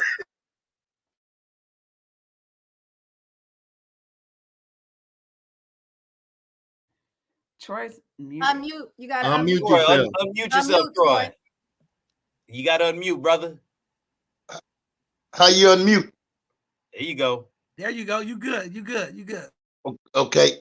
I'm just listening to all this dialogue or whatever, but I don't for one bit buy what Nicole just said. If the man just straight up tell her, that ain't, you straight up ain't being honest about that, but that was a nice try. But something else I want to get back to the host said when you said you meet a woman, you establish that up front that you're friends, but then you take her to meet your family members, then you tell your grandma, hey, grandma, come over here and meet her, because, I don't know, she might be the one. See, I don't do none of that shit, bro. When I meet a woman, and I know that's all it's finna be, you're not finna be blending up in my family. See, because that right there, this is why women get these delusionals, okay? This is why women behave like this. Then if you make that statement, whether you're joking or not, and say she might be the one, then okay, that's a sense of leading a woman on. I don't do none of that shit, man. If we friends, your ass gonna stay in friend zone, okay? If I just want to have sex with you, I'm gonna tell you that straight up. Look, I ain't trying to jump in nut. I want to spend some time with you. And I know your time is valuable, okay? I can help you or assist you along in things that you need. See, that's the dude I am, bro. I don't do no playing with these women feelings, okay? See, because what you ain't gonna do is come back and tell me, but I ain't no man. I'm a liar. I ain't gonna hear none of that shit. Because I'm gonna put it straight up on the table for what it is, bro. Troy dropping a $40 cash app. Yeah, so this is what I'm saying to you, man. We as men, women make access to sex, okay? Men make access to relationships, okay? So if we just all as men being honest on this panel, you meet a woman within 2 months, probably before 2 months, you already know what your intentions is with this woman, period. You do. That's just nigga just being straight up. So that's why I say, man, When I hear the brothers come out, this, excuse my language, this bitch crazy. So I unraveled that. Okay, tell me what you did, okay? But then I start hearing all this conniving shit and slick shit. Well, this is why you men get put in these positions, because you're not straight up honest. Okay? But then you do have these Troy, women. sometimes we honest, Troy. We went out, we had a good time. We had the dragon out. The dragon went a little too good for her. Now she crazy. No, I'm finna give it on both sides. Then you got the brother that actually is honest, okay? You actually have the brother that is honest. That's when you hit the sense of delusional of a delusional woman. She just ain't gonna take no for an answer, okay? So, like I say, man, you gotta pick and choose your battles dealing with people, period, okay? Troy, I gotta ask you a question, Troy. Yes, sir. Is it the sex that caused the delusion, or is it meeting the family members caused the delusion? Which one is it? It's the time. You're not a woman. I'm asking Troy. Troy, answer my question, Troy. Is it the sex that make them delusional, or is it them taking them around their family members or people that you say mislead them? You tell me, Troy. Okay, so I'm gonna give you a real answer by sex, okay? No. Shots fired, Troy. You think you wanted that? I'm gonna show you something. Sound the alarm. Get this man out of here. All right. I'm gonna show you something. I really do. I laugh at brothers. When I hear brothers tell me, oh man, I beat that pussy up and I did all that, I laugh at them. You know why? I want you to really think about that. A woman have a whole baby come out of her. Mm-hmm. You ain't did nothing, but what she did, she was so into you, she made you feel like that to boost your ego, whatever. And that's all that was, bruh. I can't never get caught up on no sex with no woman, bro. It's gonna have to actually be how this woman make me feel about her. I don't know what good pussy is, and I don't know what bad pussy is. Spot on you, Troy. Take a seat on the couch. We gonna come back to you, Troy. I'd like to address Troy. So first of all, Troy, I think it's wonderful that you are upfront with women, because I think that's what it's all about. It's about women and men being direct with one another. But right. I would like to address this. When a man does it, it's okay. But when a woman like myself is direct, all of a sudden, oh, you too masculine, or you too aggressive. And I've also been called by a man as abrasive. You understand what I'm saying? That whole double standard needs to go out the door. You understand? Let me ask you a question, Marie. But let me say this, sweetie. Let me say this. Let me say this. Hold on. Let me say this. People tell you that, right? If people tell that, and then people who don't even know you say that, when do you look in the mirror and say, is it me or is it not me? Well, here's the deal. Let me tell you something, okay? I know who I am, my flaws and all, okay? I know myself in my own full glory, the good, the bad, and the ugly. I don't need nobody telling me that. But what I am trying to say is the double standard. Here's the deal. We live in a patriarchal society. You understand what I'm saying? I just have learned how to navigate and manage that patriarchal society and have, here's the deal. You know why? I'm gonna tell you why. You don't want to listen, Marie. We got men on here trying to tell you how to make it. You don't want to listen. They telling you that you masculine and you don't want to hear it. We give it to you. The two's the well, then I guess I got another question for Bishop. If I'm direct. Marie, real quick. You came on here and said you had your husband trained. Well, and nobody said nothing.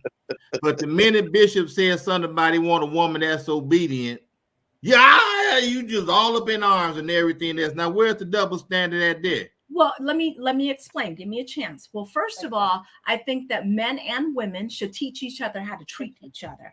Okay.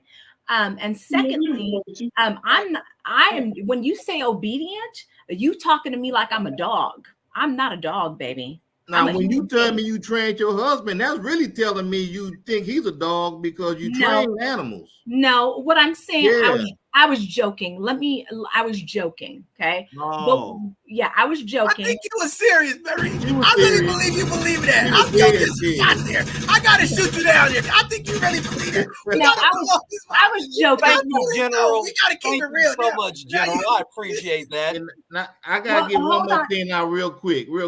Yeah, go ahead. When y'all, especially Troy, man, you could. It don't matter if you lied to somebody lied to you. You are responsible for guarding your own heart. Okay, so whether they tell the truth or not, that ain't got nothing to do with you being responsible for you. And I also want to go back to this delusional thing. When men and women get together, women look at a man, how they think they can make him and what they want things to look at down the road. But a man looking at everything just like it is. Just like Ms. Mai said earlier, about once you get intimate, that opens the door. But see, as far as us men are concerned, we ain't nothing open but your legs. Okay. So those are two different ways that we see things. See, we look at things differently. And you can communicate everything you want to a woman. It is not going to be interpreted the same way. Okay. Maisha, I want to hear from you. Maisha, please. Hi. Okay. I've heard a lot of things, but John, I really did want to finish the dialogue that you had because I have a couple of questions for you so I can have better understanding. Go ahead. You have brought up submission several times in different tonalities. One jokingly and one very, very, this is how I feel. What is your idea of a woman being submissive? When you say, for example, and I quote, you said this, I would like a woman to be submissive. I would like a woman to get to the point. And I would also like a woman to propose to me. Please help me understand your narrative when speaking of those things. Okay, I'll give it to you. I So want to say before you answer that, you better quit talking in that bedroom voice, girl. You gonna make somebody hop to this doggone screen. Don't be come talking on, like that. we're gonna objectify the women today, Daryl. Please don't do that on the show. You better cut that clowning, girl. Okay, so I'm gonna give it to you. I'm gonna answer your question direct. I'm not gonna do like the ladies that give you a 50 bread on. Okay, submission to me is trust, right? In order to have any type of submission on anything, you have to have a trust, right? You have to trust the person that you believe and all that. So I'm gonna say that's my understanding of submission. Obedience is to be obedience to the things that a woman understands that a man won't. Like not being combative, right? When I'm saying obedience, not argument, a way to articulate in a way that is part of that trust and submission. So those kind of two roll together. Now, what was the third? The third question was The third one, in general, this is how I talk. The third one was when you said, I would like a woman to propose to me. I would like to further understand your reasoning behind that. so Disclaimer, I I am was not, hold on, John. go ahead. Disclaimer, I would just like to say to these beautiful YouTube streets, I am not that woman that will get on one knee. Just want to That, put that out there. that's But John, fine. please, please. I'm gonna articulate it for you. So here's the deal. I think most women these days should propose to a man, and I'm gonna tell you why. Hmm. For men, we always talk about balance. What do we get? What do women get? When we talk about marriage, we know majority of the time marriage is for the woman, right? And then women will push back and say, well, both men and women do it. But most of the time, a wedding, the whole dating relationship part is for a woman, right? Men are subjected to courtship. We have to take you on dates. We have to ask you out. We have to hunt you. All of these things that you guys already understand, right? We have to open your doors. We have to do all of these things, right? So if everything in the dating phase is about the woman, making sure that she, the list that these women have, they don't want to go to Cheesecake Factory, all these things, requirements that we have as men, we have to assume when we're in this dating courtship phase. So the whole dating phase typically is really about the woman, right? Not so much the man. We're supposed to take care of this. We're supposed to be taking care of the bills. We're supposed to open your door. We're supposed to meet you. We're supposed to reach out to you so we don't get nothing there.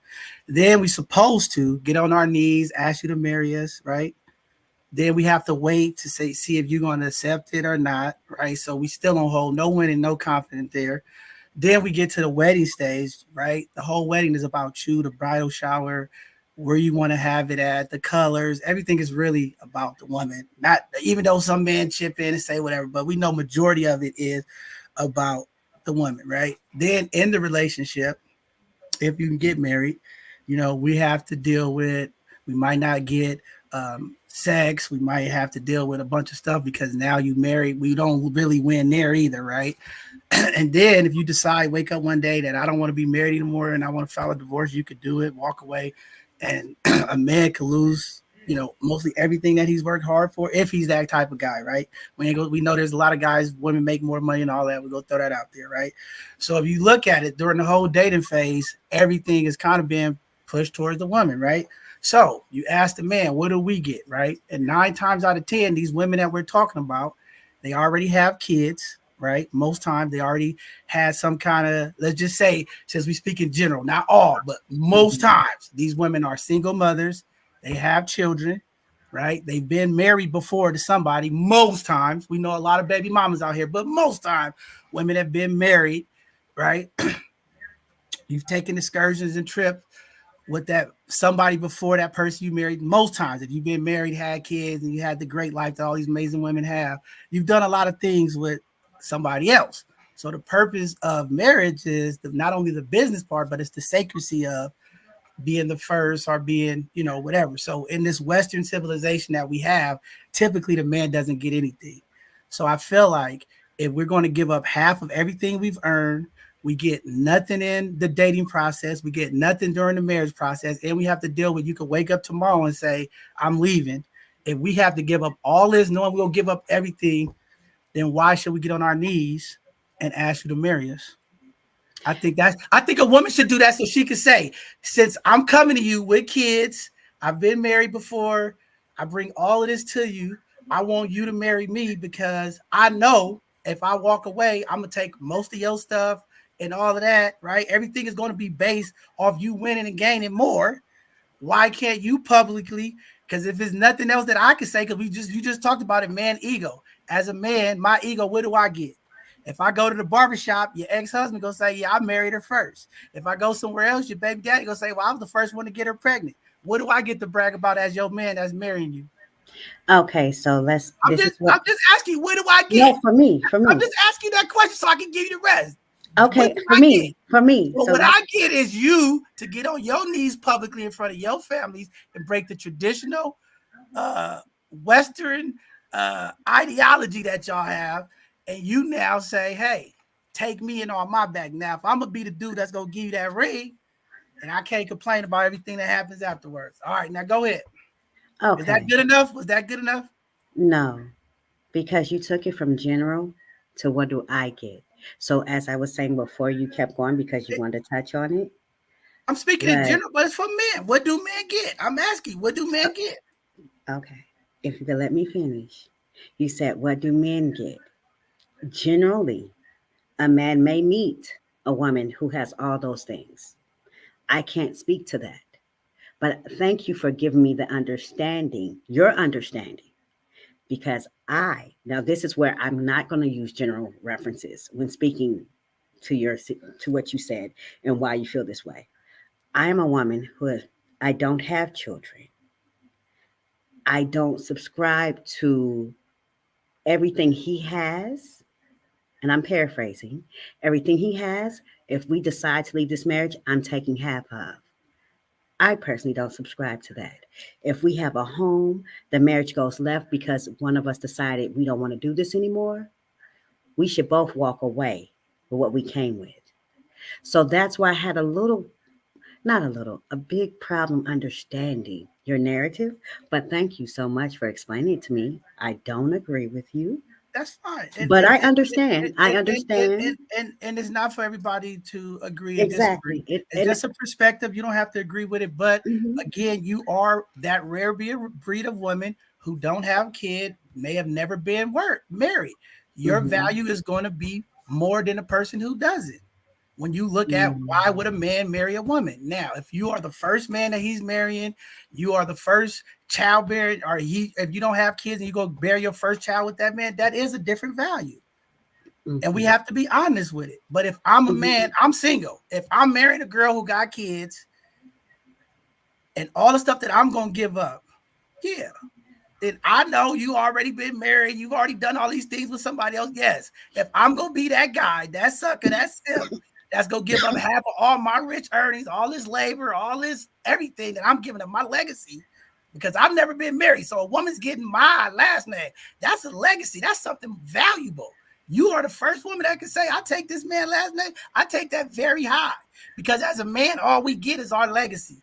So if a woman feels like, yeah, I will never do that, that's okay. Because the right one will understand my point, especially if I'm taking you after you've been married, after you have children. It's a different conversation. Now, if I meet the woman who don't have kids, if I meet the woman who never been married, and okay, then yeah, let me get on. This is something special to me because I got bragging rights. As a man, I am a Leo. I got a big ego. Y'all can't tell my personality big. You think I'm gonna sit there and let everybody come talk about my lady and be like, oh yeah, I already had a baby with her, I already got married, I already traveled the world with her, and I gotta sit there and say, well, what do I get? All I give her is a ring, ask her to marry me, and she gonna take half of my stuff. I'm a sucker. I need something to say. Yeah, but you didn't get her to get on her knees and say, I do. Yeah. That's my winning point right there. Can I say something, John? Can I please say something? So first of all, I'm going to use my nice, sweet voice because apparently I'm too masculine for the room and so forth. So with that being said, I have to acknowledge the fact that I do have a daughter who's 16 and I have two little boys that I'm raising that are 12 and 11. And with that being said, I'm very cognizant of the fact that I want to teach my children how to have something called valuing themselves. If you can teach your children that, whether they be little boys or little girls, when they are older and they start to date, they can move in this world with knowing their value. You understand what I'm saying? And also, you told your son that he got to treat all women as queens. I think it's great that you could teach and instill that. Again, when we talk about dating relationships, specifically this conversation, the value is placed on the man. It doesn't matter what you teach your daughter; it's about the value of the man that's going to say what her value is. Period. Yeah, but she's teaching her son to treat all women as queens. And you know, only one queen and one king in the kingdom. The rest of them are peasants. You can't treat everybody like a queen. Well, that's the problem of the world. See, who made that rule? That's colonizing. That's the colonizer. You talking about, brother? What do you mean? Who made that rule? Man make the rules, right? But I'm only value by the man that's after you. Okay, if you leave your husband today, you know what? I'm telling you, if you leave your husband today, you know it's gonna be value. The man that's trying to talk to you, that's going to tell you your value. No, no, it's not. My value is me. I'm talking about for dating. I don't need a man. Let me use my nice voice. Let me use my nice voice. My value is not determined by what a man thinks of me. Do you understand me? I know my value. And that's the problem. You said that there's one king and one queen and all these peasants. No, brother. We are all kings and we are all queens. They say there's not there's the 1% in the world that say there's not enough room. Hold up. How many kings was it besides King Tut? Because I want to know. You tell me there's all these people. It is peasants, and everybody is not a queen. And we got to stop saying that everybody's a queen, everybody's a king, and everybody's not. Why not, John? Why not, John? I'm not asking why not. You tell me where it's been more than one king and more than one queen. I don't know where that's at. Bishop, she one of those soccer moms that everybody get a trophy just for playing and showing up, So well, here's the deal. Let me tell you something. John said that he want to give out participation trophies now. So I'm not subscribing to that. I'm okay with participation. Sometimes women need participation trophies as well. No, let me just say this. Let me just say this. Okay. When I say we are all kings and queens, what I'm saying is that we are all valued. When they created the greatest constructs to divide the human race from within, right? The categories of race, sex, sexual orientation, religion, and creed, that was the greatest creation of a weapon of mass destruction. You understand what I'm saying? When we decided that we were going to put a hierarchy on which man and which woman is deemed more valuable. And then the ones that actually suffered the most is being a Black man and a Black woman. Because even if I'm not Black and I'll never know what a Black person has to go through. Never. You can't speak on it. Okay. Well, no, I can't. And no weapons of mass destruction was ever found, so it's not here. Okay. Are you religious? I am. I believe in God. God is my number one. Don't it say in the Bible, don't cast your pearls before swine? Well, so I don't know all the scriptures, so I don't know what scripture you're referring to. Well, that was Jesus was saying. You just can't give your best to just anybody. So there's a hierarchy even in religion and with God too. Well, So, hold up, you brother. just can't make everybody a king and everybody a queen. Well, you know There's what? levels to this shit. Okay. Well, no, hold up. No, what I'm trying to tell you is if we gonna come together as a human race and actually value one another, we have to stop that colonization mindset that permeates through everything. Everything in colonization, and there's a little bit of good in some of everything. There's a little bit of bad in some of the good things. See, so there was nothing good, so brother. when There you was talk nothing about there was when you talk nothing about good there's a about leader, there's a colonization. chief, there's a leader, there's a king. We even had that back in Africa. There was a chief Of in the course, tribe. because Okay, man then, so created that. Man created that. Jesus did not create a hierarchy. When Jesus came into this world, he sat with who? He sat with the prostitutes. He sat with the killers. He sat with the murderers. did he call that Didn't prostitute a queen? Well, you know what? How do you know if he called her a queen or not? I'm asking you. Well, I don't know, but what I'm saying is he valued each and every person as the same. Okay. All right, I gotta blow up the spot now. Okay, my brother Rico been waiting patient. We gotta get DJ now. We got about 15, 20 minutes left, y'all. We gotta get out of Rico. You hear this? Now you understand why the game pool is the way it is. John, this is such an amazing show. Just to be here, just to be able to listen, like, because I got my own perspective and how I'm viewing everything, and I think like for me, and is it Marie? Miss Marie, Miss Big Block. Big Block, baby. I'm married too, so I've been married for 20 years. Coming up in May, I just kind of kept it, back here with me, and we've been together for almost 25 years. So, congratulations, brother. No, thank you. Someone who's been married for a long time. I think like part of this is like time don't wait for nobody, right? And I'm talking to the people out there that's out there listening to the show. Like time don't wait for us. And I think like with men, a lot of us like we want to be in relationships, and we want to be in those relationships early. Like most of the times when we want those relationships is when we in high school or we go off to college, and then after college, like that's when we want the relationship because we know whoever we dating, either we her second or her first or maybe third, and we can kind of dictate and kind of we can groom each other on the levels or the direction that we're gonna go in. But once we get to the ages that we at now, when it becomes 40, 30 some, it becomes kind of tricky. And those levels start to change based on the actual individual. Because when you have individuals when they arrogant, you have individuals who's extra sassy, you got men who are extra beta-ish, you got like all these different levels, and then and based on what you like what do you like as an individual? And sometimes what you like and in the age that we are, you might not even be able to get that because that season has already passed you by. So what does happiness now look like for you? And I think some of that is a part of something that me and my kids and my wife always do. We take personal inventory. That's like the main thing that I always teach my kids is take personal inventory so that you can look at yourself and see some of the things that you need to rid yourself of and work on every single day to be the best version of the self that you need to be, right?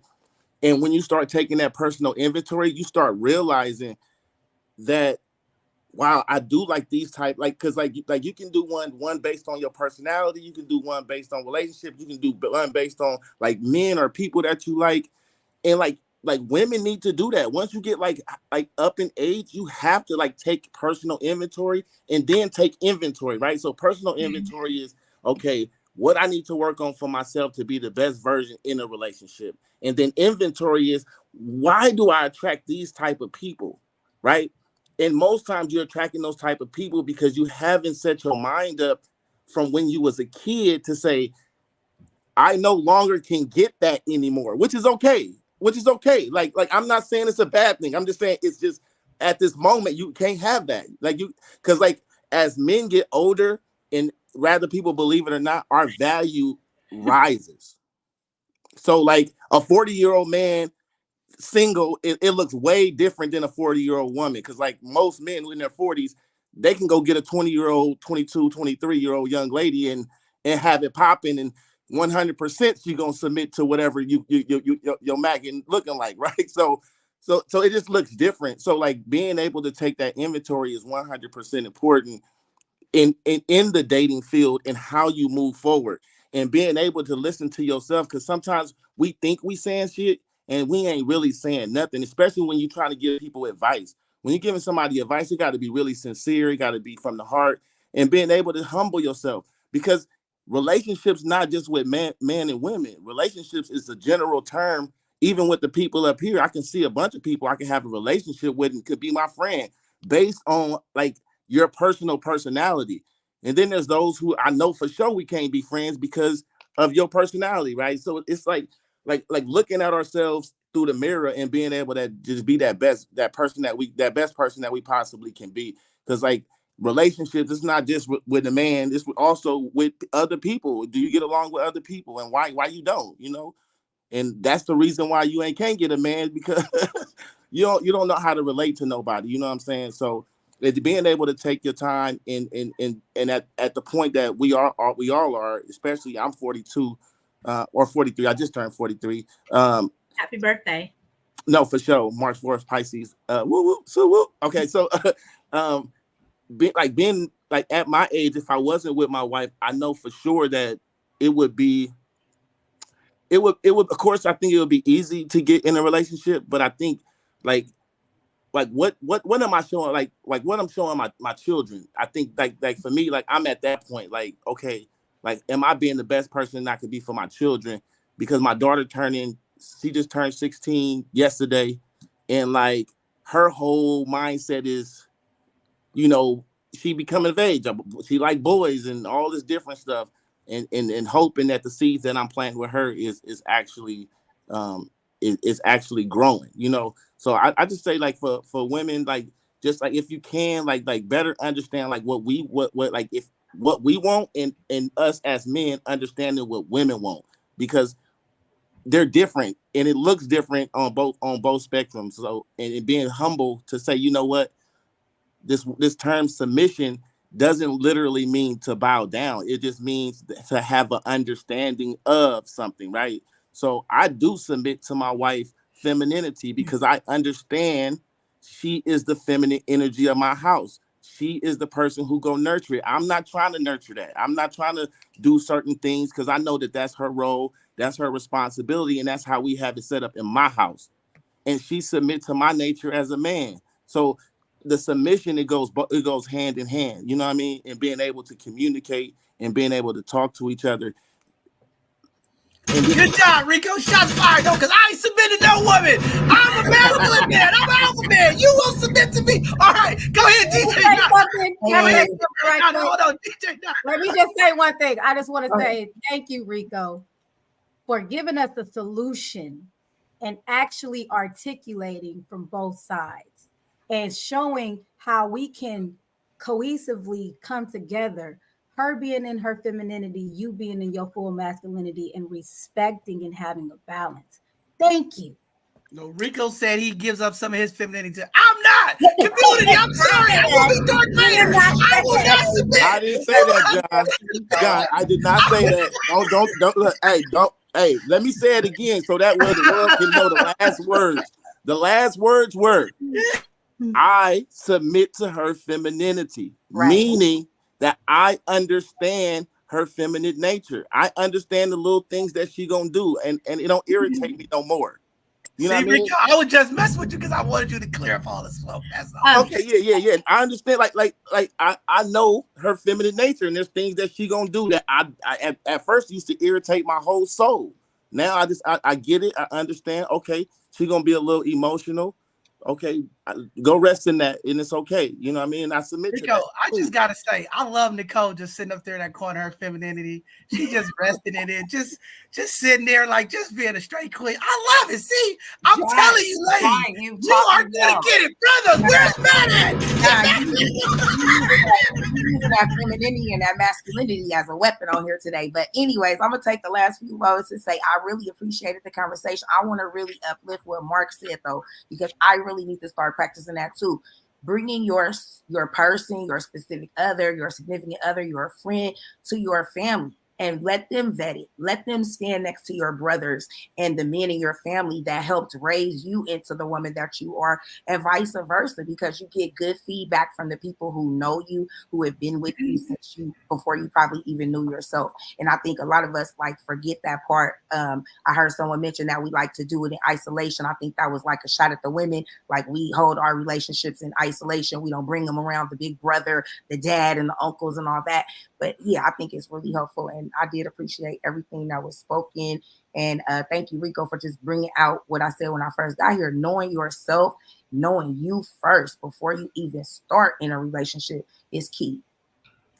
Hey, DJ Nana, I agree with you, but you got to fill out the vibes of people. Sometimes, you know, when you're in a relationship, you can't see. Now they say you so in a relationship, you can't see. Sometimes you got to let other people see it. Because I'm going to tell you right now, You ain't got to bring them to the house. All these women pushing back about bringing the girls to your family. They on social media stalking you anyway. They do all that. Let me tell you, look, at the bowling event, I had a friend at the bowling event, didn't even know my brother was there, and my brother got the whole little view. And when the bowling event was over, I got the rundown. It don't have to be bringing them to the house, just bring them around so your people could put eyes on them. And that's real. Can I say something? No, you in trouble now. I'm just messing with you. I just wanted to say something in a nice, intelligent, professional manner, in the NIP effect, which is what I'm going to coin. But all I wanted to say is, first of all, Rico, hats off to you, brother. Obviously, you know how to treat your queen, and she knows how to treat you as a king. But what I will say is, this whole masculinity and this whole femininity thing, here's the thing. My mother raised me as a single parent. She had to be the man and the woman. And so I have that ability to tap into my masculinity, femininity side. Just because I'm a woman, it does not mean that I cannot inhibit the qualities of a man. And there's nothing wrong with that. What it means is I'm very, very well versed. I'm a chameleon. I'm a code switcher. I'm a shapeshifter. And I am what I need to be in order to motivate you, baby. You understand what I'm saying? I'm going to tell you like this. I'm going to blow up the spot. Don't tell me. Keep your hat on. Make sure you stay married with that man that you with. You keep loving. I'm telling you, if you get out here with the sharks, it's going to be squirmy, dark waters for you. I'm just giving you that. That's real gems right there, okay? Well, hey, John. All I gotta say is, here's the deal. So when a woman is being direct, don't automatically chop her up to be masculine. She's just being who she is, just like a man who has feminine qualities or masculine qualities. Marie, hold on, Marie, let me ask you this, so we understand, so we have the same understanding. As men, correct me if I'm wrong, fellas. Masculine energy for women, when men say you act like a man, are you strong, or you hear these connotations, is because you're operating in your dominance energy. Anytime a woman is operating in her dominance energy, she's trying to dominate the conversation, dominate the bedroom, dominate in any kind of way. That's not her job to be dominant. That is a man's trait. So when you operate in that, you're operating in your masculine energy. That's just what it is. Okay, am I wrong, fellas? Somebody tell me, am I wrong? Well, are you going to let me? I just got a question for her real quick. Marie. Yes. When you say when a woman comes at you direct, do you think the other three queens that's been on here tonight have been indirect? Well, no, no, not at all. I'm not. Yeah, they've been very direct, but they just did it differently. But just because I do it differently does not mean that it's we should devalue it. Just because a man nobody devalued it, we just identified it. That's all. No, but as men, we're just trying to express to you as men what we actually value and appreciate from women. And again, because you're married, that part of the conversation honestly don't apply to you. But for single women who are wanting to be attractive to men, please don't think being direct and masculine and aggressive is attractive. You can choose to operate from that, because a lot of women are doing that because they're coming from a place of trauma that hasn't been healed.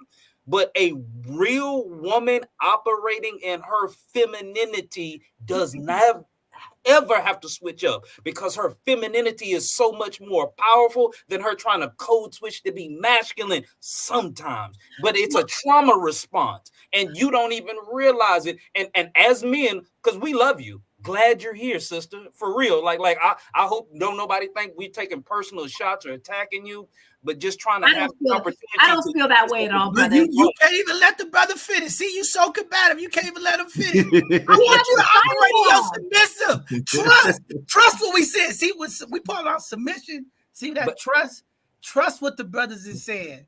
That's submission.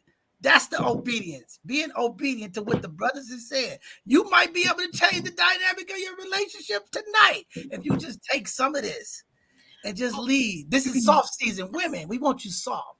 Be in your softness. You don't need to be in your masculine energy. You don't need it. Why can't a man provide her? Don't you want to protect her? Don't you want a dominant man? We hear women all the time. They want a dominant man. Every woman wants to be dominated. We don't want our women dominating the conversation. We don't want our women dominating. John, I don't know what woman you've been talking to, but I don't need a man to dominate me. I don't need a man to dominate me, honey. I'm fine. I could do me by myself. Let me tell you something. My husband is I'll be a baddie all by myself. Don't you think that's a disrespect? Let me ask you a question. Being a married There's woman, another question. Do it all by yourself. Question to you, Marie. Do you think there's more women that want to be dominated by their men or don't? Let me ask that question to you. I don't think anybody wants to be dominated. I think the fact that you even speaking in that tone or even have that assertion, you need to really evaluate and reassess your thinking, brother. I don't think anybody wants to be dominated. I just listened to the ladies out here. They did a survey out there. They interviewed almost 12,000 people. All women wants to be dominated. They don't have to be aggressive. They don't have to be abusive. Women want to be dominated. It's true. No, that's why they ask for leadership. That's why they ask for protection. If that was the case, then why wouldn't they just do I could protect myself, brother. There you go. There it is. You can't make this stuff up. I keep telling you. The delusion is real. John, the ladies out there who come from single parents, who come from mothers who they say were a mother and a father, which technically they're only. Yeah, that's what I forgot. You're right. No, Rico. my mother had to be a man and a woman. I get what you're saying. I forgot. I'm sorry. I definitely understand what you're saying, but definitely I get it, right? So like in that, once you like get a helpmate and you get someone who takes on that energy, you should and try your best to release that energy from yourself because you don't need it no more. Now you have a person there to take on that energy for you, and now you can bask in the ambience of your femininity. Because look, you got so much. Rico, I see it. She from Blick Block. She get down with you. If you get out, we going down together, Rico. She already let you. all I'm saying. Get out with you. I got you, boo. We gonna get out and throw them hands together. She Blick Blocking it, all right?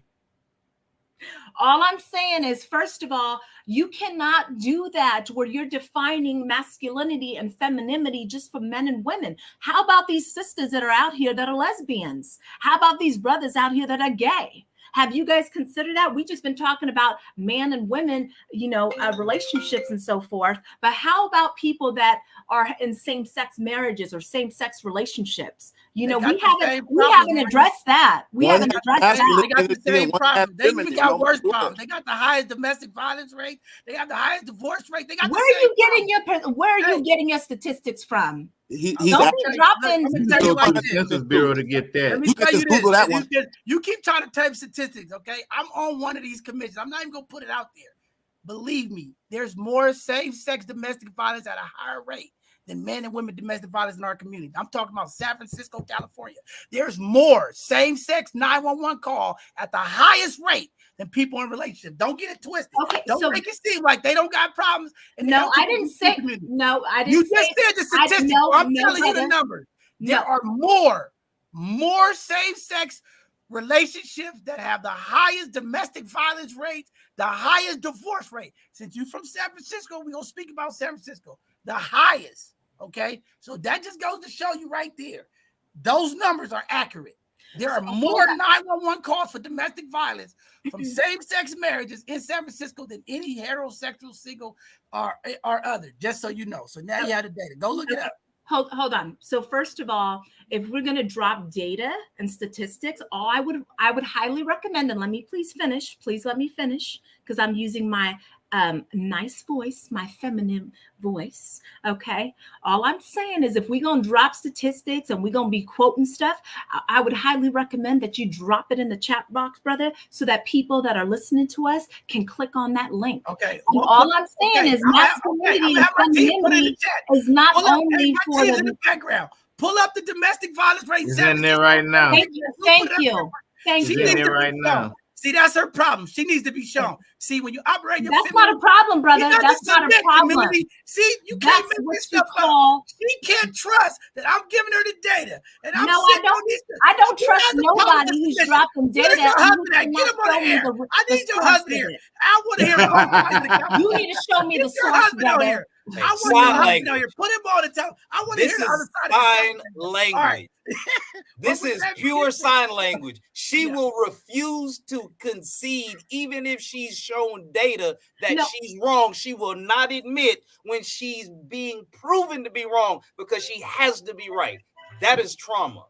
No, hold on. First of all, I just want to declare, and I just want to, yes, I did sustain trauma, but I did not go ahead and dismiss the data. You just put it up here, brother. I haven't had a chance to review the data. Okay, all I'm saying is, while you review the data, go find your husband, tell him to come on the camera. I got a couple questions for him, all right? I got to ask him a cool question. Okay, let me put him on. Hold on. You go ahead and go get him. While we doing that, I'm gonna give everybody opportunity. Hey, I got two things to say real quick, Bishop, because I'm an old man. It's almost my bedtime. I gotta get off here, But the thing about this trauma, and I see women play this card a lot, But are you talking about boys, little boys go through trauma too. Little boys get sexually assaulted and everything else, but they don't want to have that conversation. And number two is I was on the show last week, man, and ever since then, I ended up having to go to the doctor because I kept scratching and itching all day, and I didn't know what was wrong. So I go to the doctor and they asked me, am I anxious about anything? And I told them about the show and I got to come on it, and I've been on it before.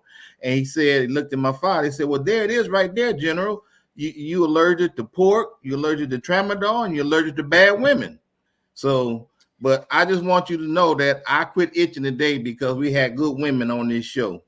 So, and I appreciate you, queens. You're all beautiful. Marie, we want you to and Miss May. I'm telling you in that voice I just texted him, brother. He's coming up here. I don't need to leave. Well, I can't hang around. I sure would love to ask him a whole bunch of questions, but I'm gonna leave that for the bishop. But like I said, I'm an old man. I got to go. My birthday's coming up. Happy birthday to you, Rico. And I'm the Aries, the King Aries, okay? And I do dominate, Miss Marie, all right? I know how to lead, all right? And I appreciate you being on here. And ain't nobody concerned about your direct voice and everything else, but we dealt with it, all right? When is your birthday, brother? When is your birthday? 26. You give me a present? My birthday is the 28th. You ain't answer my question. You give me a present? My present to you is being graced with my presence on this podcast, brother. Oh no, you still owe me. You owe me, boy, after that one. The fact that you even hear my voice. It was so nice to meet you. It's a blessing. I appreciate every one of you beautiful ladies tonight. And I'll see you guys on. Happy birthday, General. Good night, General. Bishop, keep doing what you do, brother. Catch you later, Mark. Miss Al. Hey, girl, you the queen. Yes, sir. Yes, sir. All right. See you later, General. All right. The General is gone. We're going to wrap this up. It's getting crazy here now. I'm waiting on Marie's husband to come. You know what, John, he stepped away from the house. Do you want me to put him on the phone for you? No, that's okay. I'll catch up in the next episode. All right. Go ahead, DJ Nana. Give some parting words, some shout outs to the people before we leave today. Lord, I am all over the place, but whatever you do, take a look at you. Look at you first. That's right. Man, that's very powerful. Thank you, DJ Nana, for always bringing healing to our community through music tonight. Play some music for these ladies. A little submission, a little love. Make them move their leg to the left, to the right. I don't know, DJ Nana. Let the music bring the love together, okay? All right, Brother Troy from Houston. He want to turn my platform up. Everybody logged off after Troy went on the rant. Okay, he's back. Troy, give support words to the community. And he shouts out to the people.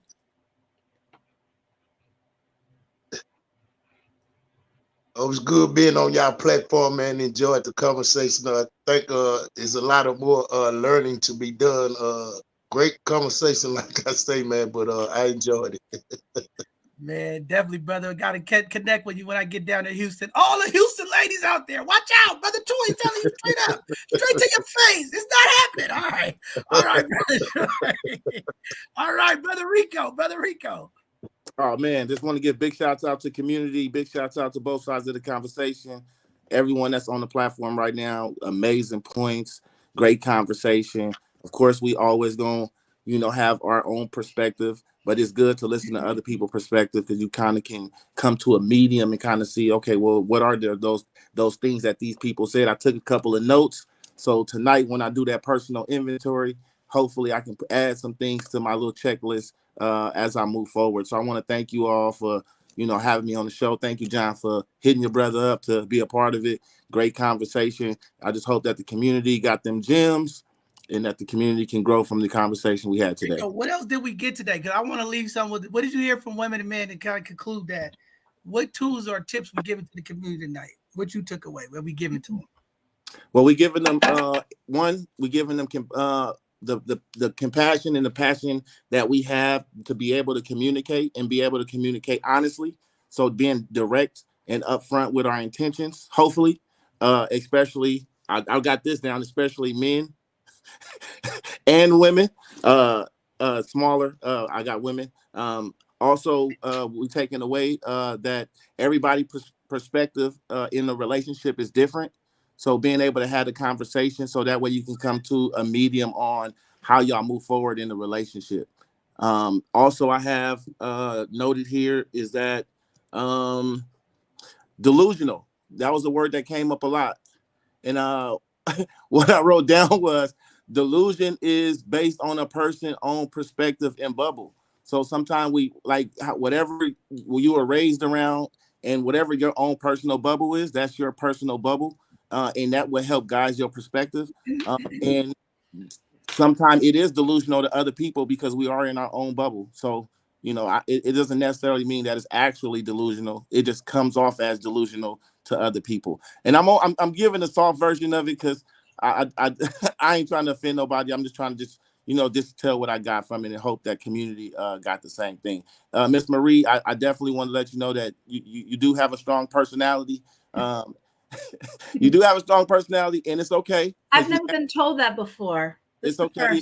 It's okay. Your husband love it. So that's the only thing that matters at this point. You know what I'm saying? So what matters, brother, is that I love myself. I don't need nobody to love me for me to love myself, brother. That's the most important love. Flowers. I was trying to give you some flowers. You don't need nobody to love her. Where's this guy at? Get him on the phone. I don't know, Rico. I know what I took away from it. I gotta make sure I don't let nobody touch me more than 12 seconds because acetone might be sticking out.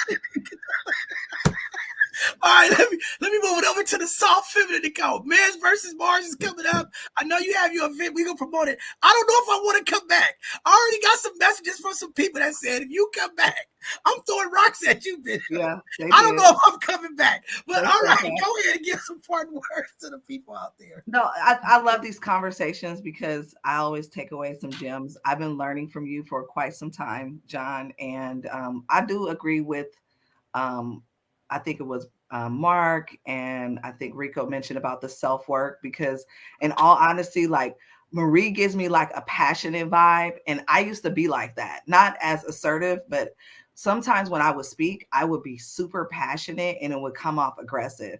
And so the last few years, that's why I've been sitting here because I had to literally like go back and make some changes not because of my trauma is different a little bit because I was raised in a 2-parent household. So a lot of times, I had a dad that opened doors, all this stuff about being nice, men being nice to me. My dad was nice to me. So he was a gentleman to me. So it's not a shock for men to be nice, but I do know that women are traumatized by that because they don't know what it is. So they get all freaked out about it. And so this is where you need to like do the work, ladies. There's so many books out there, and the whole feminine and masculine thing, it is a very touchy subject. And I used to get all worked up about it until I started to actually listen to more men that made sense. And even with brother Troy, he spoke, he called me a liar. I didn't get combative about it.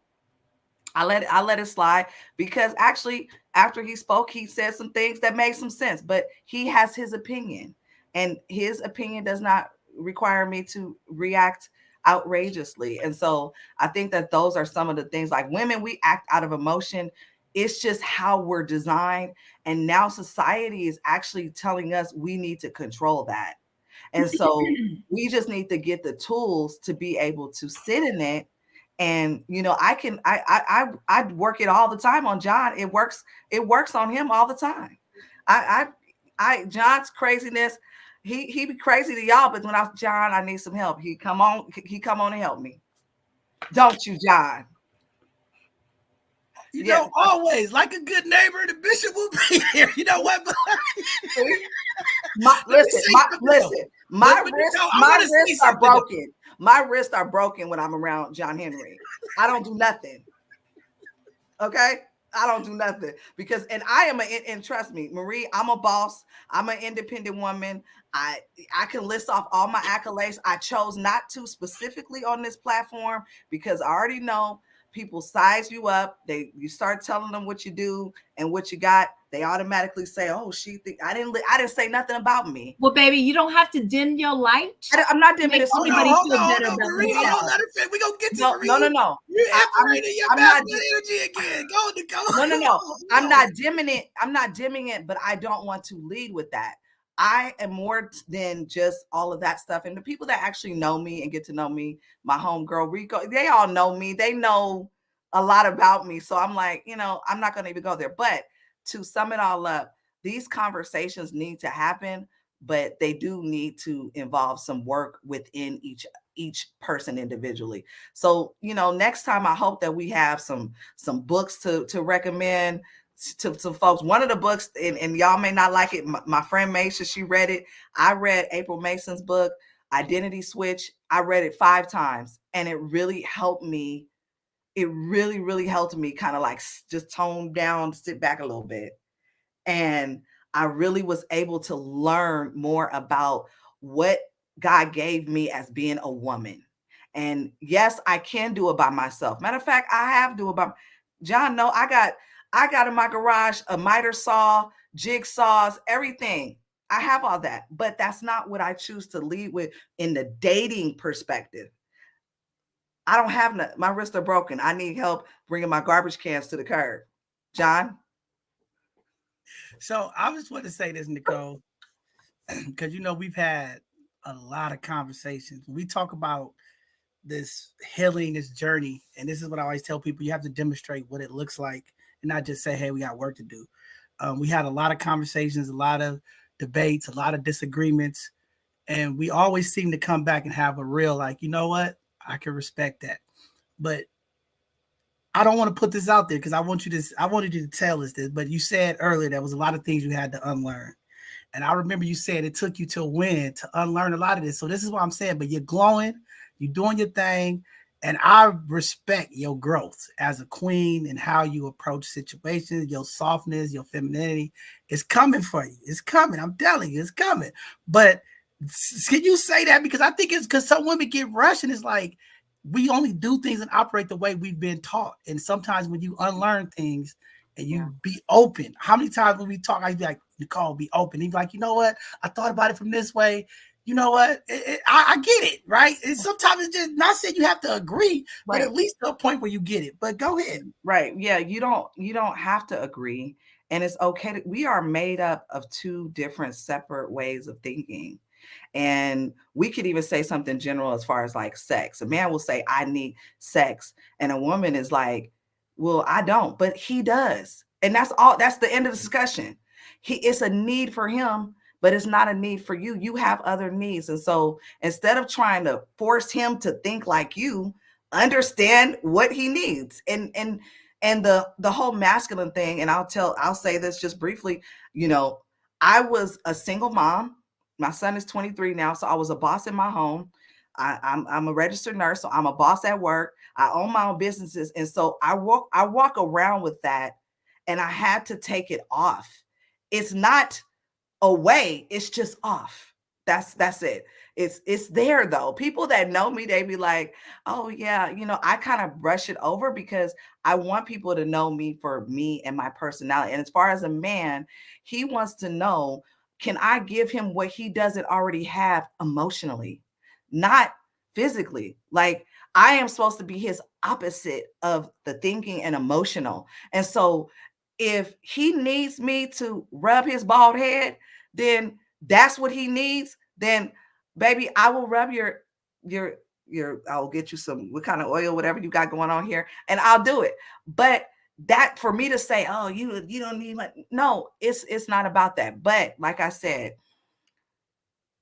when the masculine sees us, female woman, they see something very soft. And I know it sounds very general, like, but it's something opposite of them.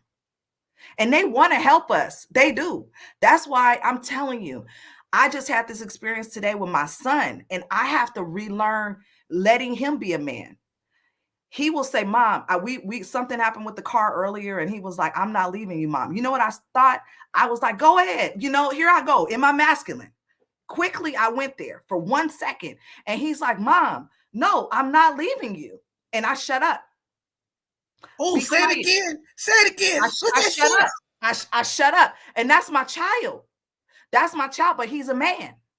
And he was like, no, you're not staying here alone. And so we have to learn that in that perspective, we a boss. Marie, I know you're a boss. Ayo, May, I know we as bosses, but we don't need to wear that jacket all the time. Now, when I go at this job tomorrow morning, I put the jacket on. The jacket comes on. Do you want to be dominated by your man? Yes, John, dominate me. Is that what you want to hear? Dominate me. I'm a delicate flower. My wrists are broken.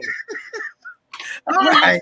I got hold on, Marie. We get to you. I gotta get Maisha on here. I gotta get out of here. My PR team is over me. It's getting ugly. Just hang in there 1 second. Go ahead. John, you could have went to Marie because I have to gather my thoughts. Okay, all right, go ahead, Marie. Well, first of all, I want to take this time to thank each and every one of you all, and just your perspectives and so forth, because I value, although you may not deem that I value it, I do value each and every one of you, especially you, Bishop. Especially you done invited me onto your show, your podcast, baby. Anyhow, what I do want to say is that here's the thing. I think that I don't put a coat on. This is me all day, every day, baby. I don't choose. Here's the thing. I know how to be a chameleon. I know how to be a code switcher. I know how to be a shapeshifter. You done heard about Miss, what's her name? Mystique, the X-Men. Have you guys ever seen X-Men? Well, on X-Men, there's a superhero. Her name is Mystique. So she can clone herself to be whatever she wants. Well, I'm just letting y'all know that she ain't got nothing on me, baby. So what I'm telling you is I do not put on a jacket this is me. If you want to call it femininity, masculinity, that's all me every day, all day. If you want to love me, then you got to love me. You got to accept me. I used to dim my light. I used to, be protective of people so that they could feel good about themselves. I used to pacify people, but I will no longer do that. I will live in my full glory and everything that I'm meant to be. You understand what I'm saying? And if people can't love me, you love me or hate me and leave me alone. That's all I'm saying. And the other thing that I wanted to say is, I'm from the hood. So in the hood, you don't have a tool chest. You have an arsenal because it's either kill or be killed. You understand what I'm saying? It's hard out in them streets. People are hangry, literally and figuratively. So what I will say to this is that, obviously I had an arsenal that I came into this world with. And then as I got older, and the streets taught me a lot of life lessons that have helped to propel me to be the person I am today. But what I am trying to say is that it's important for us to understand that we all have value. And we all are kings and queens. And until we understand that, we are all going to be a crab in a barrel mentality, trying to pull each other down in order for the other person to get on top of the other. All I'm saying is that we all have to respect each other, and we cannot go ahead and decide that, oh, this is considered a male characteristic, or this is considered a woman characteristic. No, why can't I be all of that? Why can't I be all of that in one? You know what I mean? Why are you threatened by my why are you threatened by my light, by my power? I'm here to celebrate you all day, every day. Celebrate me, the queen that I am. So until we can go ahead and deconstruct the constructs that I told you guys about, race, sex, religion, creed, and so forth, we will always, as a human race, be divided and conquered from within, because that stuff permeates throughout, including in your dating relationships. You understand what I'm saying? And so, yes, people like to say there's a table and there's not enough of us. There's not enough room on this table for all of us. And what I say to that is move the hell over and make some room, because there is enough at the table and we can all eat from that pie. Maria, keep doing your work, Queen. I want you to stay far away from the single women in the community. I'm telling you, shots fired, shots fired. All the single ladies, please stay away from this woman, okay? She is not getting you to the altar. I'm just telling you, okay? I don't know. I love you. I love you. Well, here's the thing. What are you saying? So I appreciate where you come from. But now it is shots fired. Community, keep this lady away from the single women. Women, if you want a man, stay away from her advice. It's not going to help you, okay? I got to go now. I hope your husband tonight, that chameleon you can be, I hope you can turn into submissive. I hope you can turn into I'll be obedient. I hope you will listen 3 o'clock in the morning. Make those tacos. I don't know. I think you be that chameleon. I'm just saying. All right, I gotta move on. I gotta move on. Thank you for your perspective. See, it is fun on this show. We do have fun. Hey, but Maisha, I gave you a minute to get your thoughts together. I hope you can get your thoughts together, because I really want to hear from you. I want to role play a little bit more with you, but I don't have time today since you are the single woman with no children. But I'm gonna get you another day. Okay, go ahead. Okay, John. Well, thank you guys for having me. And John, I actually look forward to that, because you're very interesting. Rico, I really respect your perspective. Maria and Rico, I want to say this both. It is beautiful to see couples that have been married so long. That's not something that me as a single woman, I will see often, if at all. And Troy, I thank you for your utter honesty. It was not a hard pill to swallow.